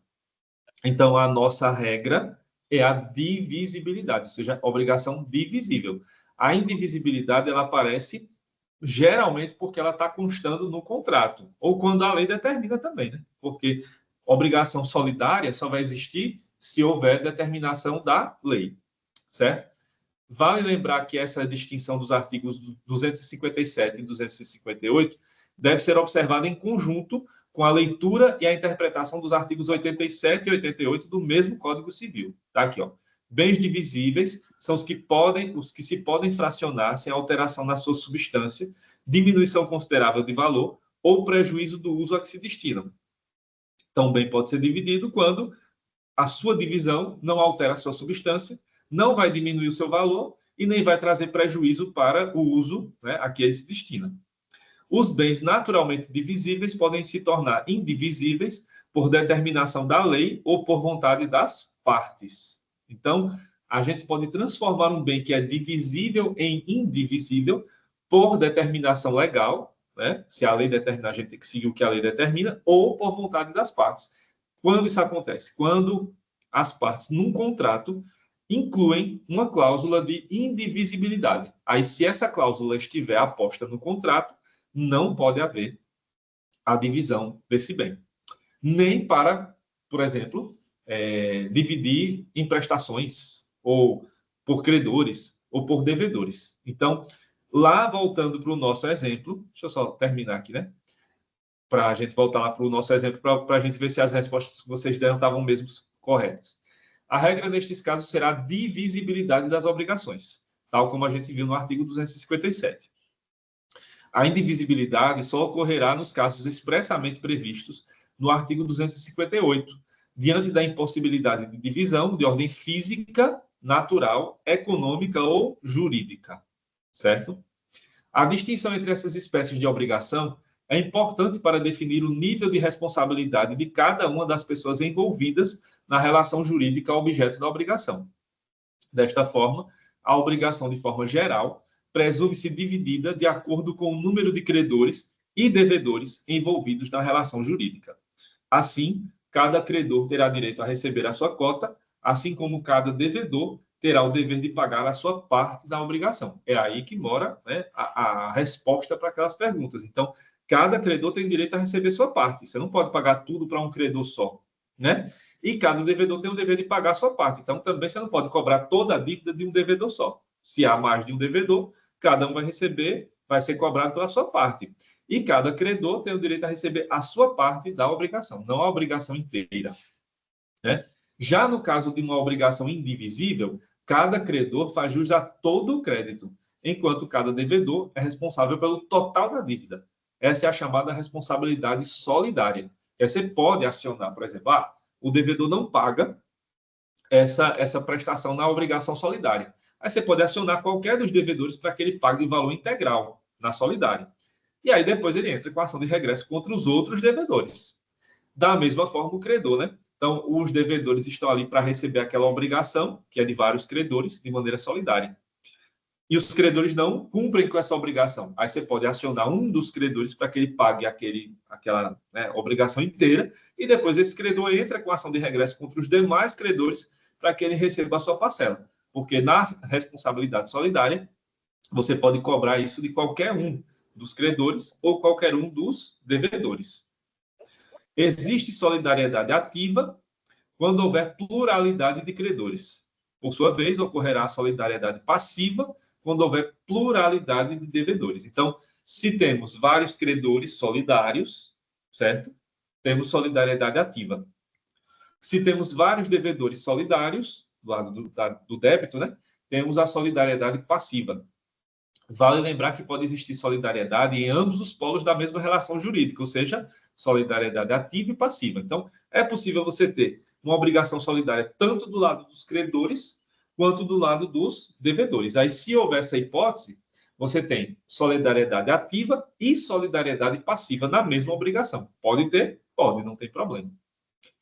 A solidariedade, ela jamais pode ser presumida, pois ela deriva sempre da lei ou da vontade das partes a ser manifestada de forma expressa no contrato. Então, esse é um ponto fundamental. Se não houver, de forma expressa, a determinação na lei ou no contrato de que aquela obrigação é solidária, então ela não pode ser solidária. Ela é divisível, certo? Isso é o que a gente encontra nos artigos 264 a 266 do Código Civil. Então, tá aqui, ó. Há solidariedade quando na mesma obrigação concorre mais de um credor ou mais de um devedor, cada um com direito ou obrigado à dívida toda. Há solidariedade aí, não esqueçam desse artigo 265, né, que ele é a chave para entender essa diferença da obrigação divisível para a indivisível, da fracionada para a solidária. A solidariedade não se presume, resulta da lei ou da vontade das partes. Então, se não houver lei que obrigue, né, as partes a terem responsabilidade solidária, ou se no contrato não estiver previsto que a responsabilidade dos credores ou dos devedores, ou dos dois, é solidária, então ela não é solidária. Ela só será se houver previsão expressa na lei ou no contrato, certo? Se não tiver, a responsabilidade, a obrigação, ela é divisível ou fracionada. Segue a regra, né? Artigo 266, a obrigação solidária pode ser pura e simples para um dos co-credores ou co-devedores, e condicional ou a prazo ou pagável em lugar diferente para o outro. Então, pode-se estabelecer outras cláusulas de pagamento, né, em lugar diferente, a prazo, para alguns co-credores ou co-devedores. Aí vai depender do instrumento do contrato que vai determinar isso, certo? Vale lembrar também que a solidariedade não se refere exclusivamente às partes. Ou melhor, perdão. Vale lembrar também que a solidariedade se refere exclusivamente às partes e não ao objeto do contrato. Então, solidariedade é sobre as pessoas e não sobre o objeto do contrato, certo? Então, quando falamos de solidariedade é em relação aos credores ou aos devedores, ou aos dois, mas não em relação ao objeto do contrato, certo? Resumindo, obrigações divisíveis ou fracionárias possuem mais de um credor ou devedor, e o seu objeto é passível de divisão, tanto para o credor quanto para o devedor. Já nas indivisíveis ou solidárias, possuem mais de um credor ou devedor, porém o objeto da obrigação não é passível de divisão. Lembrando mais uma vez, a obrigação solidária não pode ser presumida, ou ela está prevista expressamente na lei, ou ela vai ser prevista expressamente no contrato, certo? Voltando, antes de falar da solidariedade ativa e passiva, voltando lá para o nosso exemplo. Agora que vocês já sabem, né, a diferença de obrigação divisível e obrigação indivisível. Obrigação fracionada e não fracionada, solidária. Primeiro de tudo, vamos voltar aqui para esse caso. Vamos para o caso primeiro, né? Para eu poder perguntar uma coisa importante para ver se vocês entenderam. Então, supondo que no contrato de compra e venda temos como vendedores Diogo e Gabriel e como compradoras Paulo e Lia. Esse contrato, que está aí descrito, ele é uma obrigação divisível ou fracionável, ou ele é indivisível e solidária? Divisível, né? Divisível. É, E para né? fracionar. Porque não tem previsão aí de solidariedade, não é isso? Isso. Pronto. Então, já ficam sabendo, né? Só existe solidariedade se houver a previsão. Como no nosso exemplo não tem previsão, não cabe solidariedade. Sabendo disso, então vocês sabem agora que a obrigação divisível ela é dividida, né, de maneira proporcional entre os credores e os devedores. Sendo assim, se temos aqui a compra e venda, por exemplo, de um imóvel, Diogo tem direito a receber metade do valor da casa, Gabriel, a outra metade. Paula e Lia têm a obrigação de pagar cada uma metade do valor da casa, certo? Vamos lá, então. Voltando para as perguntas, né? A primeira, a obrigação se vence. Diogo poderia cobrar somente de Lia todo o valor do bem objeto do contrato? Vocês mantêm a mesma Não. resposta, mudam?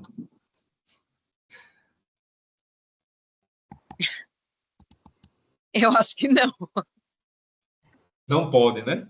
Porque tem Flávio, lá a deixa eu obrigação falar. de Paula e de Lia. Se é uma obrigação divisível, então cada uma só tem direito a pagar metade. Flávio, eu Né? vou ser bem sincera com você. Eu tinha pego um dinheiro com o Léo, né? Thalita, o áudio tá aberto. Apaga aí o áudio. Perdão. Eu pensei que ela estava falando do exemplo do caso. Eu também. Desculpa, professor. É porque parece que o trem aqui abre sozinho. Eu pensei que ele ia dar um exemplo. Me perdoa. Mas eu tô prestando atenção na aula. Voltando, né? Então, não cabe a Lia pagar o valor do objeto do contrato porque ela é obrigada a pagar só a parcela dela, 50%. Paula vai pagar outra parte. Então, não tem como o Diogo cobrar somente de Lia todo o valor do objeto do contrato. Né? Se a obrigação é divisível, então ela só pode pagar até onde vai a obrigação dela. Né? Se ela pagar mais, aí entra na hipótese lá do pagamento indevido. A Paula vai enriquecer as custas dela. Então, ela vai poder cobrar de Paula esse valor. Né? Então, quem tem que pagar esse valor do contrato é Lia e Paula. Lia paga metade, Paula a outra. Licença, professor, só uma dúvida. Sim. Só uma dúvida. Já que são obrigações divisíveis, né? Então, no contrato poderia se determinar Paula paga para fulano, Lia paga para cicrano. Poderia ser assim, para não ter essa confusão aí de, por se acaso, paga-se todo a fulano e dá um problema. Poderia ter uma cláusula assim, para facilitar? Deve ter. Tá. Para não ter problema, é bom, assim, a dica é sempre essa, o contrato ele tem que ser o mais específico possível. Então, tudo que for necessário ali para, por exemplo, tirar dúvidas, né, sobre eventuais formas de pagamento e tudo mais, tudo isso tem que estar devidamente discriminado no contrato. Tem que estar bem detalhado, para evitar justamente essas dúvidas, né? Então, o ideal é isso, é que se faça o contrato bem detalhadinho. Certo? Ok, obrigada. Nada. A segunda pergunta, vamos lá, vamos ver se vocês continuam com a mesma resposta que deram no início. Lia, neste caso, poderia alegar que somente deve metade do valor, podendo se recusar a pagar todo o valor pedido por Diogo? Não, Sim. né? Oxe, sim.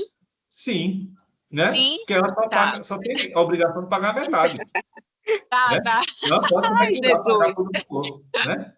Aí ela vai dizer, olha, eu não tenho a obrigação de pagar tudo, eu pago a minha parte, a Eu outra já parte paguei sobe os lá. meus 50% a fulano, então já tô Isso. quite, né? Isso, Ok, Tá certo. né? ok. E ainda tem mais, né? Porque aqui ela não vai pagar todo o valor para Diogo, ela vai pagar um pedaço para o Diogo, um pedaço para o Gabriel, né? Porque são dois credores. Então, desses 50% dela, na verdade, ela vai pagar o quê? Presumidamente, 25% para o Diogo, 25% para o Gabriel. Então, não é todo o valor para ele, né? Ok. Aham. E aí vem, se Lia e Paula pagassem todo o valor do contrato a Diogo, Gabriel poderia exigir que fosse feito um novo pagamento para que ele recebesse o valor integral do contrato? O que foi acordado, né? Sim, né? Aí é aquela história. Tem um princípio aqui no direito das obrigações que é o seguinte: quem paga mal, paga duas vezes, certo? Não esqueçam desse princípio. Quem paga mal, paga duas vezes. Então, se você pagou errado, então você vai ter que pagar de novo, né? Então, se você fez o pagamento errado para Diogo, Lia e Paulo pagaram tudo para Diogo e disseram, depois você se entende com o Gabriel. Não é assim. Aí o Gabriel vai lá e cobra. Não, eu não recebi nada. Aí elas dizem, não, mas eu paguei a Diogo. Problema seu. Você tem que pagar a mim, porque está lá no contrato. Você tem que pagar um pedaço para o Diogo e um pedaço para mim. Então, ele pode cobrar um novo pagamento para que ele receba o valor que é devido a ele. E aí, Lia e Paula vão ter que pagar de novo, agora só que para o Gabriel. Pagando certo, né? Porque elas pagaram errado, foi a Diogo. Só que, claro, elas podem Mas pedir se a o, redução do valor pago a mais ao Diogo, né? Que foi a história do pagamento mas se o indevido. Diogo usou de má fé, aí como é que prova? Aí a gente viu agora como é que funciona. Pagamento indevido lá de Tem má fé, que você cobra provar, o né? Diogo. Quem Agora tem que faz, provar. o É. pagamento indevido tem que provar, né? Isso. E aí o Gabriel não pode ficar esperando, né? Ele vai receber o valor dele. Depois a Lia e a Paula que vão se entender com o Diogo, né? Nesse nosso exemplo. Então, veja, a obrigação divisível, ela traz essas implicações. Então, os credores têm direito, né, a receber a sua parcela, bem divididinha, e as devedoras têm o direito de fazer o pagamento também de forma ali, né, dentro da sua parcela de responsabilidade. Então, só vai haver responsabilidade solidária se houver previsão expressa no contrato ou na lei. Se não, não cabe, certo? Aí nós vamos ter a solidariedade ativa e a solidariedade passiva, né? Para a gente encerrar aqui essa parte. Então, vamos lá. A solidariedade ativa, né, ela está prevista nos artigos 267 a 274 do Código Civil. Depois vocês pegam aí o final de semana para dar uma lida nesses artigos com mais calma, né? Que é muita regrinha. Mas aí vamos lá. Deixa eu ler para vocês aqui e explicando, né, cada um desses artigos. Artigo 267. Cada um dos credores solidários tem direito a exigir do devedor o cumprimento da prestação por inteiro. Então, como a responsabilidade é solidária, então, cada um desses credores tem o direito de receber a prestação por inteiro. Só que aí depois, claro, eles têm que dividir entre eles esse valor. Porque na obrigação solidária é assim, né? Você pode pagar para um credor e ele depois distribui esse valor para os demais. Na solidariedade ativa, né? Então, estamos falando dos credores. 268. Enquanto alguns dos credores solidários não demandarem o devedor comum, a qualquer daqueles poderá este pagar. Como é uma obrigação solidária, o devedor pode pagar qualquer credor aquela dívida. Já estará paga, né? E aí os outros credores que se entendam lá com o que recebeu. 269. O pagamento feito a um dos credores solidários extingue a dívida até o montante do que foi pago. Então, o pagamento feito ao credor solidário vai extinguir aquela dívida dentro daquele valor que já foi pago. Se for o valor inteiro, extinguiu a dívida inteira. Se for um pedaço, extingue aquele pedaço que foi pago. Se um dos credores solidários falecer deixando herdeiros, cada um destes só terá direito a exigir e receber a cota do crédito que corresponder ao seu quinhão hereditário, salvo se a obrigação for indivisível. Então, aí, nesse caso, se um dos credores morreu, os herdeiros dele têm direito a receber esse crédito que ficou lá para ser pago. Só que eles não podem cobrar o crédito inteiro. Eles vão cobrar apenas um pedaço do crédito que era do seu pai ou da sua mãe, né? Então, por exemplo, tinha lá 5 credores, então a cota seria o quê? 20%, né? Daqueles 100%.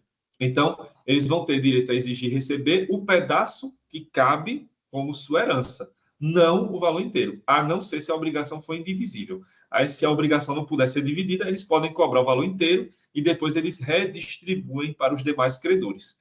Mas aí, nesse caso, como eles são herdeiros, eles têm um direito limitado somente ao pedaço da herança que eles têm lá a receber. 271. Convertendo-se a prestação em perdas e danos, subsiste para todos os efeitos a solidariedade. Então, mesmo que houver a prestação em perdas e danos, lá por meio de ação, cabível e tudo mais, vai continuar se mantendo a solidariedade, inclusive nesse pagamento de indenização.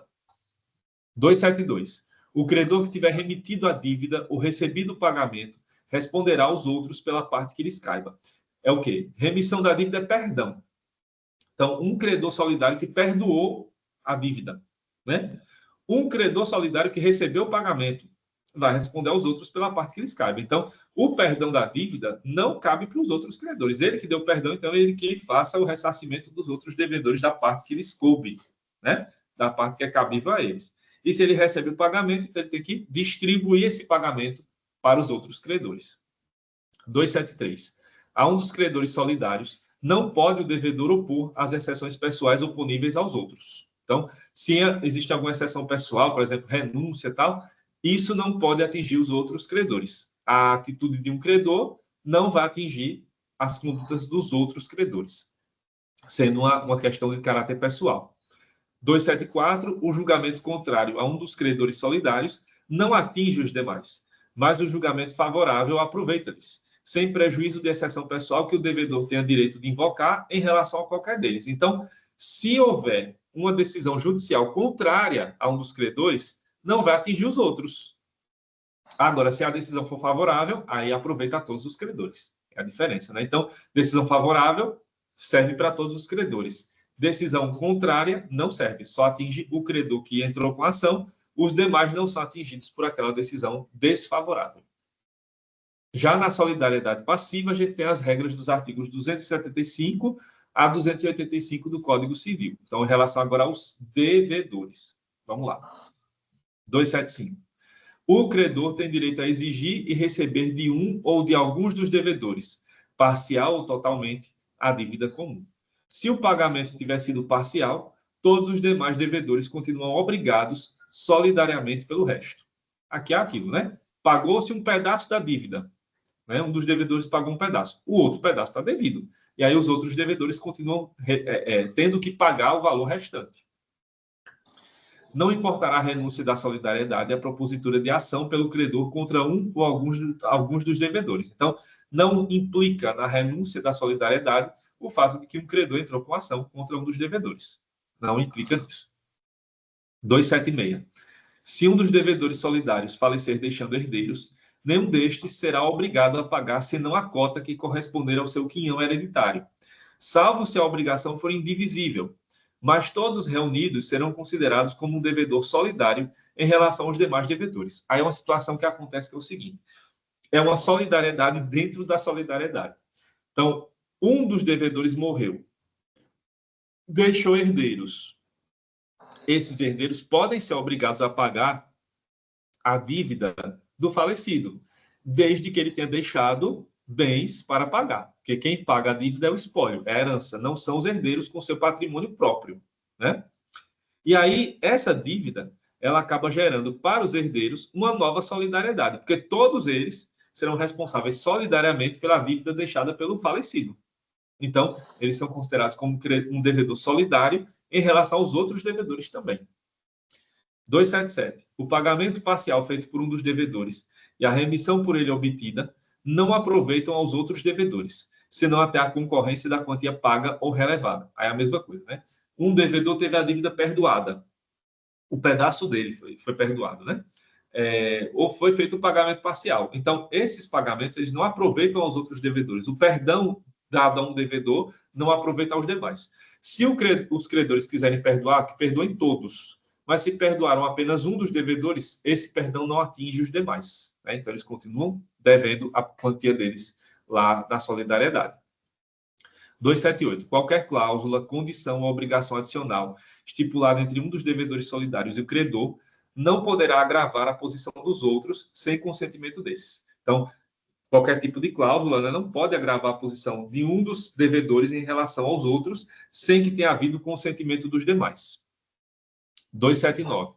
Impossibilitando-se a prestação por culpa de um dos devedores solidários, subsiste para todos o encargo de pagar o equivalente, mas pelas perdas e danos só responde o culpado. Então, se houve, né, a impossibilidade de prestar a obrigação de pagar o valor devido por culpa de um dos devedores, os outros devedores continuam com o encargo, né, com o dever de pagar o valor da obrigação. Agora, sobre a causa da culpa, aí só responde quem deu causa a ela, ou seja, o devedor que foi culpado por isso. Todos os devedores respondem pelos juros da mora, ainda que a ação tenha sido proposta somente contra um, mas o culpado responde aos outros pela obrigação acrescida. Então, se houve lá uma ação judicial cobrando essa dívida, né, todos os devedores são solidários, todos eles responderão de forma equivalente pelos juros de mora, né? Mesmo que tenha sido a ação proposta contra um dos devedores, já que eles são solidários. Agora, se houver culpa, aí sempre o culpado ele é separado, né? Aí esse culpado responde aos outros pela obrigação acrescida. Aí os outros devedores podem entrar com ação de regresso contra o culpado para que ele possa indenizá-los.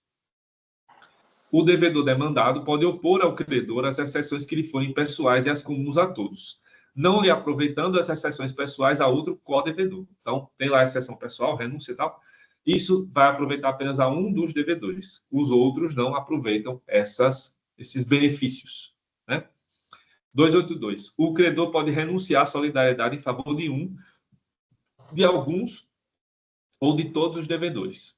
Se o credor é exonerado da solidariedade de um ou mais devedores, subsistirá a dos demais. Então, é o que eu estou dizendo, né? Se houver perdão ou renúncia de obrigações, né? Então, o credor perdoou. O credor renunciou a receber valores de algum dos devedores, ou de alguns, mas não de todos.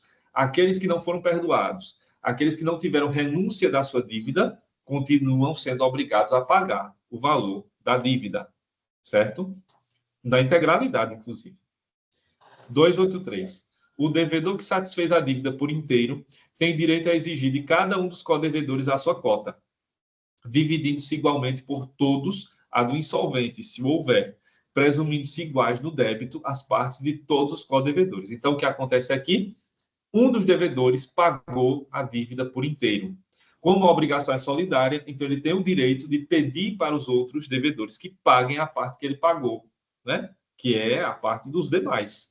Então, isso vai ser dividido ali em cotas. E aí, ele vai receber o valor equivalente ao restante do débito descontado a cota que era dele. Divide-se igualmente para todos, né, pagarem a cota do insolvente, ou seja, aquela pessoa que não tem condições de pagar a dívida, né, não tem mais patrimônio. E presume-se iguais nos débitos as partes de todos os codevedores. Aí a gente presume que cada um tem sua parcela igual. Por exemplo, são 5 devedores, cada um tem 1/5 da dívida, 20%. Né? Um dos devedores pagou a dívida inteira. Então, ele vai ter direito a receber os 80% dos demais devedores. Não vai receber 100% porque ele pagou. Né? Tem a parte dele também. Então, ele não vai receber pelo que pagou, que era uma obrigação dele. Né? Então, ele vai receber por aquilo que ele pagou que não era dele, né? Que é a parte dos outros, os outros 80%. Certo? No caso de rateio entre os codevedores, contribuirão também os exonerados da solidariedade pelo credor, pela parte que na obrigação incumbia ao insolvente. Então, veja, mesmo que um dos devedores tenha sido liberado de pagar o débito pelo credor, se aparecer um devedor insolvente, ou seja, aquele que não pode pagar porque não tem dinheiro, não tem patrimônio, aquele devedor solidário vai ser buscado de novo, aquele que foi perdoado, para pagar a sua parcela equivalente à que era do insolvente. Então, por exemplo, o débito, né, era dividido em 5 partes, 20% para cada. Um dos devedores é insolvente. E o outro foi perdoado pelo credor. Então, o que acontece? Você tem ali 3 devedores ainda, né? Só que aí tem uma parcela, 20%, que foi de um devedor insolvente, né? Ela não foi paga porque esse devedor não tem dinheiro para pagar. Aí vai se buscar dividir esses 20% em 4 partes, que são os outros devedores que têm condições de pagar. Inclusive, aquele que foi perdoado volta para pagar aqueles 5% que eram da parcela do devedor insolvente. Então, você divide aquela cota dele, que era 20%, em 4 partes iguais, 5% para cada, inclusive para voltar o devedor solidário que tinha sido perdoado. Aí ele volta para pagar aquele pedaço que era do insolvente. E, finalmente, o artigo 285, se a dívida solidária interessar exclusivamente a um dos devedores, responderá este por toda ela para com aquele que pagar. Então, se a dívida interessou somente a um dos devedores, ele responde por tudo, né, que é aquela dívida que vai ter que ser paga, certo? Então, vimos aí, né, a solidariedade ativa e a solidariedade passiva, né? Foram os casos aí que a gente viu, tá certo? Bom, agora, deixa eu ver com vocês aqui a correção do nosso simulado, tá? Vamos seguir aqui. Antes de ir para o simulado, deixa eu perguntar uma coisa para vocês. Espera aí, deixa eu voltar aqui para a nossa tela. Pronto. Alguém ficou sem nota lá, que fez a prova? Ou todos que fizeram a prova têm suas notas lá? Eu fiquei sem nota, Não, professor. eu tenho nota lá. Quem ficou sem nota? Eu tenho a nota lá, Islane. mas se o senhor quiser me dar breve, eu aceito. Foi quem foi Islane, foi que ficou sem nota? Foi. Pronto, eu vou olhar de novo, tá? Porque às vezes dá erro lá na correção. Aí, quando for segunda-feira que a gente voltar para Estácio, aí eu olho lá para fazer a correção manual, tá certo? Sim. Tá certo. Além da Islane, ficou alguém sem nota lá? Que fez o simulado?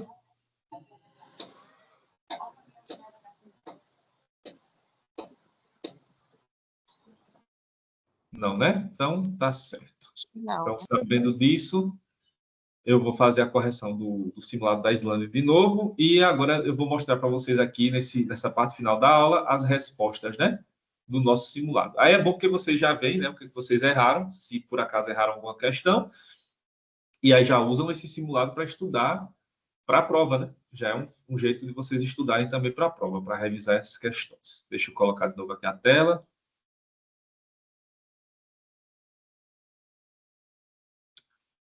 Vamos lá. Estão vendo aí o simulado?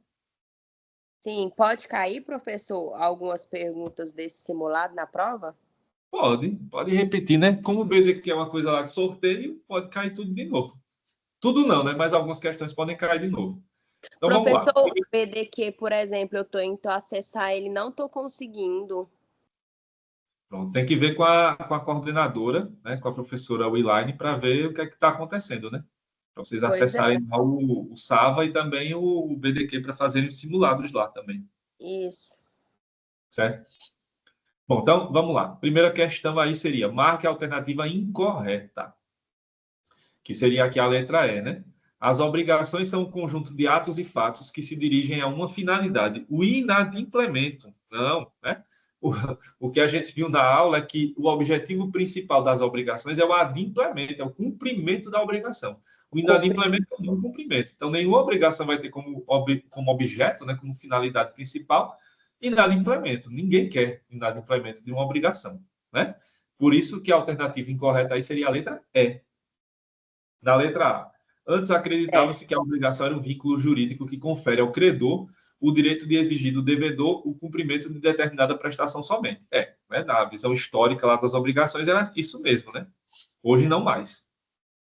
Com o advento da Constituição Federal e o Código Civil de 2002, passou a se levar em conta o ponto de vista sociológico e princípios como da solidariedade, boa-fé objetiva e função social dos contratos. Justo, foi isso mesmo que a gente viu em sala de aula, né? Entre os princípios das obrigações estão esses três, né? Certo. Letra C. Com o decorrer do tempo, o conceito de obrigação sofreu inúmeras transformações, principalmente... Professor, não está descendo, não. Peraí. Ah, não, agora foi. Não, Com o para mim decorrer... não está descendo, não. Tá aparecendo para vocês? Tá, só tá 1 e 2. Você já tá na 3, não é? Não, essa é a letra C. Não, tá na 2. Na Ah, primeira na questão, dois letra C, ainda. minha gente. Na primeira, desculpa. Letra C. Com o decorrer do tempo, o conceito de obrigação sofreu inúmeras transformações, principalmente quanto à consequência do seu inadimplemento. Verdade, né? A gente viu isso aqui que na questão histórica houve essa mudança do conceito de obrigações, principalmente quanto à consequência do seu inadimplemento. Saímos de lá do pagamento com a própria vida para o pagamento com o patrimônio. Essa já foi uma grande mudança que ocorreu lá na época do direito romano, né? E hoje, né, que hoje não se pode mais ter prisão por dívidas, exceto no caso da pensão alimentícia, que eu sempre digo, né? Letra D. A obrigação é um processo dinâmico e complexo. Ambos têm direitos e deveres. Certo também, né? Tanto o credor quanto o devedor têm direitos e têm deveres. Então, não tinha outra alternativa aqui a não ser a letra E mesmo, né? Então, primeira questão, letra E. A segunda também foi letra E, né? Marque a opção correta. O ato ilícito, apesar de ser violador de um direito, tem aptidão para deflagrar efeitos para o direito obrigacional, justamente. Por isso que a gente estuda o ato ilícito aqui nas obrigações, porque ele traz consequências para as obrigações, né? E aí vai gerar o dever de indenizar, no caso do direito civil. Então, o ilícito civil gera o dever de indenizar, o dever de reparar o dano sofrido por conta do cometimento desse ato ilícito, seja o ato ilícito do artigo 186, a regra geral, ou pelo abuso de direito, que é o artigo 187. Então, era a letra E mesmo. E as outras alternativas da segunda? Letra A. As manifestações unilaterais de vontade não são fontes das obrigações. Claro que são fontes. A gente acabou de ver vários exemplos de atos unilaterais, que são obrigações. Letra B. Nas obrigações fracionárias, que são essas que a gente viu agora, cada credor não pode exigir mais do que a parte que lhe corresponde. E cada devedor não está obrigado, senão a cota que lhe cumpre pagar, exceto quando houver incapacidade de um deles para pagar a sua cota. Situação em que obriga os demais devedores a assumir tal parcela da dívida e depois cobrarem o regresso daquele que não pagou ao credor comum. Certo. A gente acabou de ver isso agora na obrigação divisível ou fracionária. Letra C. A subsidiariedade e a solidariedade são institutos idênticos, havendo apenas mudança, né, de nomenclatura por causa da doutrina. Não. Né? Solidariedade a gente acabou de ver. É um instituto que só pode existir com previsão na lei. Já a responsabilidade, né, a subsidiariedade, ela está incluída na obrigação divisível, né? Porque a obrigação fracionária determina cada parte é responsável por seu pedaço da obrigação. Só se ela não puder pagar é que a outra parte responde por ela, né? Se tiver, claro, previsão no contrato. Então, não há aqui identidade entre solidariedade e subsidiariedade. São institutos diferentes. Tanto é verdade que a gente acabou de ver que a solidariedade só pode existir se houver previsão na lei ou no contrato. Se não tiver, não cabe. Certo? Então, não está certa a letra C. Letra D. As obrigações negativas têm como objeto determinar que a parte se abstenha de praticar condutas proibidas em lei, com a finalidade de evitar que tais condutas proibidas sejam praticadas pelo devedor. Não é essa a definição das obrigações negativas. Então, a letra E é mesmo a alternativa certa. Terceira. De acordo com a lição de Pablo Stolze, no contexto jurídico, as fontes do direito são os meios pelos quais se formam ou se estabelecem as normas jurídicas. Então, essa questão é sobre as fontes das obrigações, né? Em se tratando das fontes das obrigações, marca a alternativa correta, que era a letra B de bola. São exemplos de fontes imediatas da obrigação, o contrato, o ato ilícito e a declaração unilateral de vontade. Essa é a divisão lá. Fontes imediatas e fontes mediatas. Qual é a fonte imediata das obrigações? A lei, o Código Civil, né? Mediatas, contrato, ato ilícito e declaração unilateral. Vimos isso na sala de aula, né? E as outras alternativas? Está lá. Letra A. Não se considera como fonte da obrigação o ato ilícito. Claro que o ato ilícito é fonte, sim, da obrigação. Está errada a letra A. Letra C. São fontes imediatas da obrigação o contrato, a lei e a declaração unilateral de vontade. Não, só é a lei. Imediata é só a lei.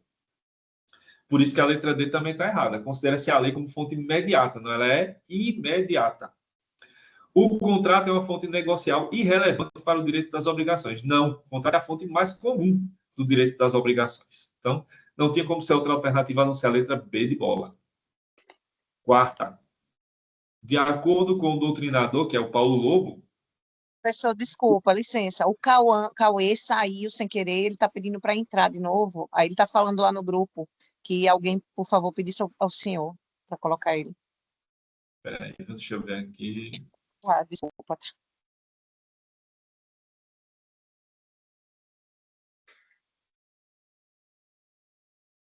Aqui só aparece a Érica. Cauã já está. Ou não? É, já está. Tá, joia, obrigada. Obrigada. Nada.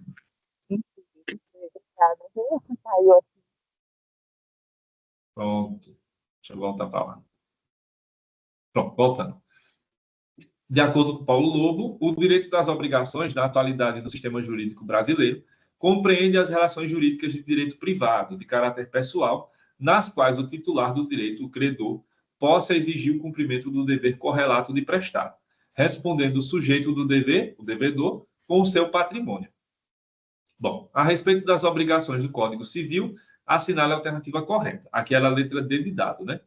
Praticado pelo devedor o ato, a cuja abstenção se obrigara, o credor pode exigir dele que o desfaça, sob pena de se desfazer à sua custa, ressarcindo o culpado por perdas e danos. Aqui é a obrigação de não fazer, né? Então, quando o devedor se compromete a não fazer algo e fez, então ele está descumprindo o que ele tinha prometido, né? Então, o credor tem o direito de exigir que ele desfaça, que ele volte à sua situação de abstenção, sob pena de desfazimento à sua custa, ressarcindo o culpado por perdas e danos. É isso mesmo que acontece, né? Então, o que é que estava de errado nas outras alternativas? Letra A. Nas obrigações de fazer, responde por perdas e danos o devedor, nos casos em que a prestação se tornou impossível, mesmo que sem culpa dele. Não. Se não tem culpa, é caso fortuito, força maior, então não cabe perdas e danos. Né? É um excludente de responsabilidade. Letra B. Nas coisas determinadas pelo gênero e pela quantidade, a escolha pertence ao credor. Não, responde o devedor por essa escolha, né? Nas obrigações alternativas, cabe a escolha ao devedor, nunca ao credor, não ao contrário. É o credor que cabe à escolha. Nas obrigações de dar coisa certa, até a tradição pertence ao credor à coisa. Nas obrigações de dar coisa certa, a tradição, né, até a tradição, pertence ao credor àquela coisa, se não houve, né, alguma promessa de compra e venda ou algum outro termo determinado. Então, não cabe aí esse pertencimento ao credor da coisa sempre até a tradição. Né? Existem possibilidades em que antes da tradição a coisa já não pertencerá mais ao credor. Então, letra D, alternativa correta. Quinta. Sobre as classificações especiais das obrigações, especialmente sobre obrigações puras e simples, condicionais, a termo e modais, analise as afirmativas abaixo e marque a opção incorreta. Aqui seria o quê? Todas estão certas, exceto uma. A errada é a letra E. O termo das obrigações só pode ser final, independente do acordo produzido entre as partes. Não, o termo aqui pode ser inicial também. Ele é inicial e final. As outras estão certas, né? Então, obrigações a termo. Submetem seus efeitos a acontecimentos futuros e certos, em data pré-estabelecida. Beleza, certo. Obrigações condicionais são aquelas que se subordinam à ocorrência de um evento futuro e incerto para atingir seus efeitos. Também está certo. Obrigações modais, em que o encargo não suspende a aquisição nem o exercício do direito, salvo quando expressamente imposto no negócio jurídico pelo disponente como condição suspensiva. Certo também. Obrigações puras e simples são aquelas que não se sujeitam a nenhuma condição, termo ou encargo. Tudo certo. A única errada realmente é a letra E, que determina que só tem termo final. E, na verdade, o termo da obrigação pode ser inicial e final. Certo? Sexta questão. Vitória, renomada cirurgiã plástica, especializada em intervenções estéticas em celebridades, foi citada como ré em ação de indenização por danos morais e materiais, ajuizada por Valério, que fora operado por ela em uma cirurgia de reconstituição facial após um acidente. Alega Valério que, mesmo após os procedimentos que deveriam reconstituir suas feições, sua aparência ainda provoca repulsa em espaços públicos, levando-o a evitar sair de casa, o que, por sua vez, culminou em sua demissão e em severo quadro depressivo. Neste caso, o que cabe? Letra E. Valério não tem razão, posto ter havido adimplemento por uma obrigação de meio. Essa questão ela faz a divisão entre a obrigação de meio e a obrigação de resultado. Quando a obrigação é de meio, não há obrigação sobre o resultado da cirurgia. Agora, que é o caso, né? Foi uma reconstituição facial depois de um acidente. Agora, se fosse uma cirurgia estética, que é uma obrigação de resultado, aí sim, a profissional, a cirurgiã plástica, teria responsabilidade pelo resultado da cirurgia. Né? Por isso que ele não tem razão, porque houve o adimplemento de uma obrigação de meio. A Vitória não fez a cirurgia com um objetivo específico de fazê-lo ficar mais bonito ou parecido com uma celebridade. Não, foi para reconstituir a sua face por causa de um acidente. Né? Então, nesse caso, não cabe indenização. A gente vai ver isso depois, né? São assuntos aí que serão vistos mais à frente, com mais detalhes, né? Mas é como eu disse, né? Como a Estácio quer o sistema da sala de aula invertida, vocês precisam aprender o assunto antes. Por isso que já tem que estudar para o simulado 2. A gente nem chegou no tema 3, mas vai cair lá. Tema 3, 4, 5, que tiver mais para frente, os temas finais são do simulado 2. Sétimo. Mário, importador de materiais de escritório, se comprometeu a entregar para Alfredo, dono de uma papelaria, 100 canetas pretas de uma marca específica que os clientes de Alfredo gostavam muito. No entanto, por serem canetas muito específicas, Mário, orientado por você, advogado civil, insere uma cláusula contratual na qual fica disposto que, na ausência destas canetas no estoque da importadora, ele poderia entregar 100 canetas pretas da marca mais comum no mercado. Alfredo dá o aceite a essa cláusula. Diante deste caso, de qual modalidade de obrigação estamos falando? Obrigação simples facultativa. né? Outro caso que vamos ver mais à frente. Letra D. Oitava questão. Joana é uma mulher de 25 anos, 1,69 m de altura e 59 quilos. Algumas pessoas de sua convivência e parentela comentam que desde a adolescência, Joana possui forte semelhança física e fisionômica com a bela e famosa atriz. Fielmente alicerçada nessa crença, Joana procura um cirurgião plástico conceituado que lhe afirma em consulta poder realizar procedimento cirúrgico plástico na sua face, que lhe deixariam idêntica à atriz, possibilitando que Joana, inclusive, tirasse proveito econômico da circunstância, posto poder atuar como cover ou dublê da própria atriz. Diante dessa afirmação, Joana formaliza um contrato com o médico para a realização de uma única cirurgia estética, efetuando o pagamento de R$100 mil antecipadamente. No dia aprazado, o médico realizou a cirurgia normalmente. Todavia, o resultado foi um fracasso. Diante disso, Joana passou a ser motivo de piadas, que resultou em forte depressão.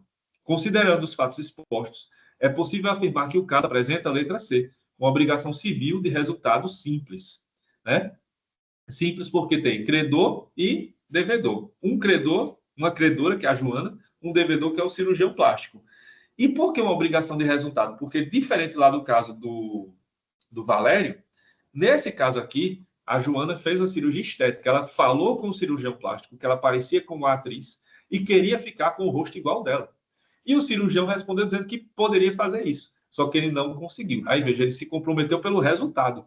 Quando ele se compromete pelo resultado, então ele tem que entregar à parte credora o resultado prometido. Como ele não entregou, cabe indenização.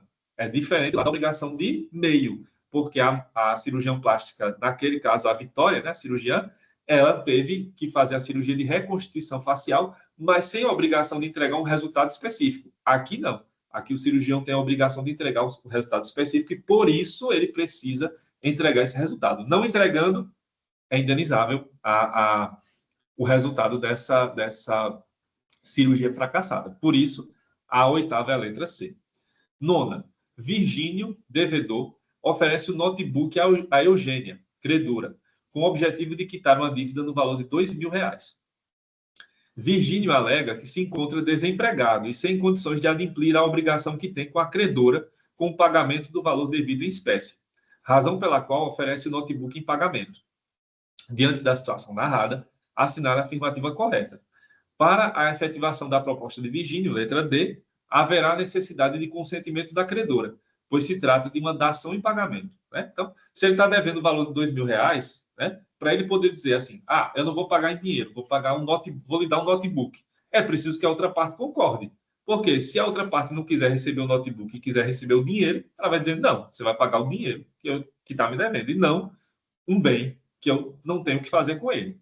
Então, para que ocorra esse pagamento não em espécie, mas com bem, né, sendo ali equivalente ao valor, é preciso que exista o consentimento da outra parte. Por isso que a alternativa certa é a letra D de dado.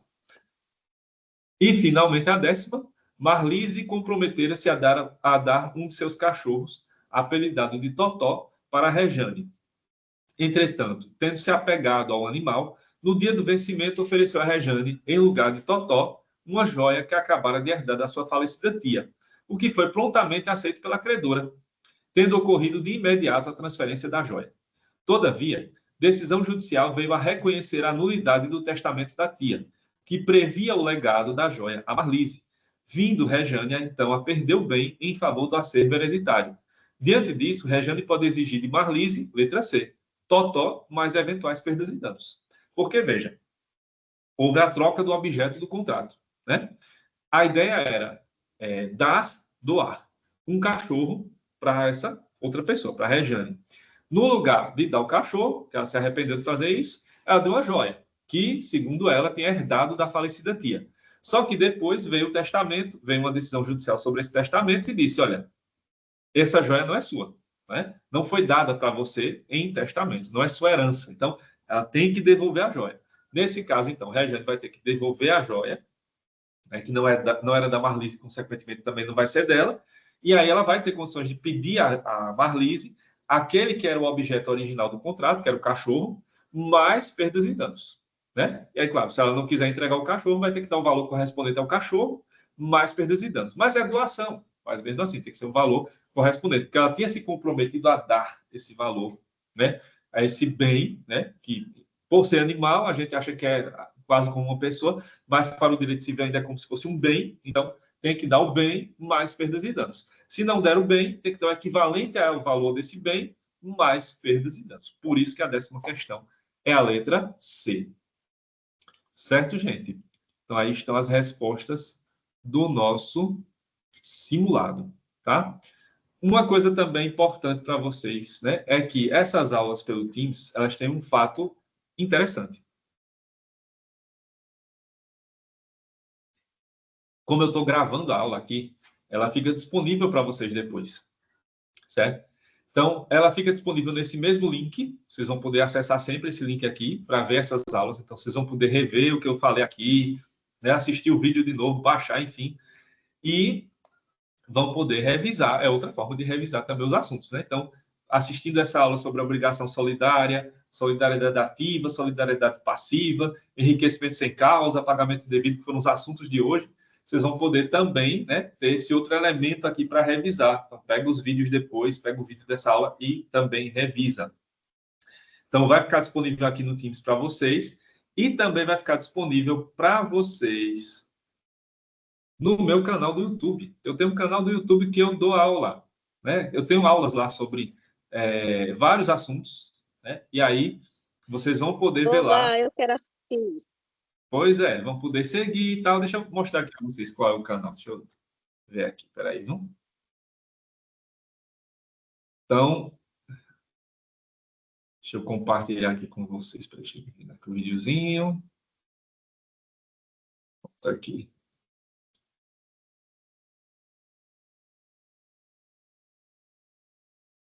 Pronto, vou mandar o link aqui para vocês pelo chat. É esse aqui. Mas eu vou mostrar aqui. Aqui, ó.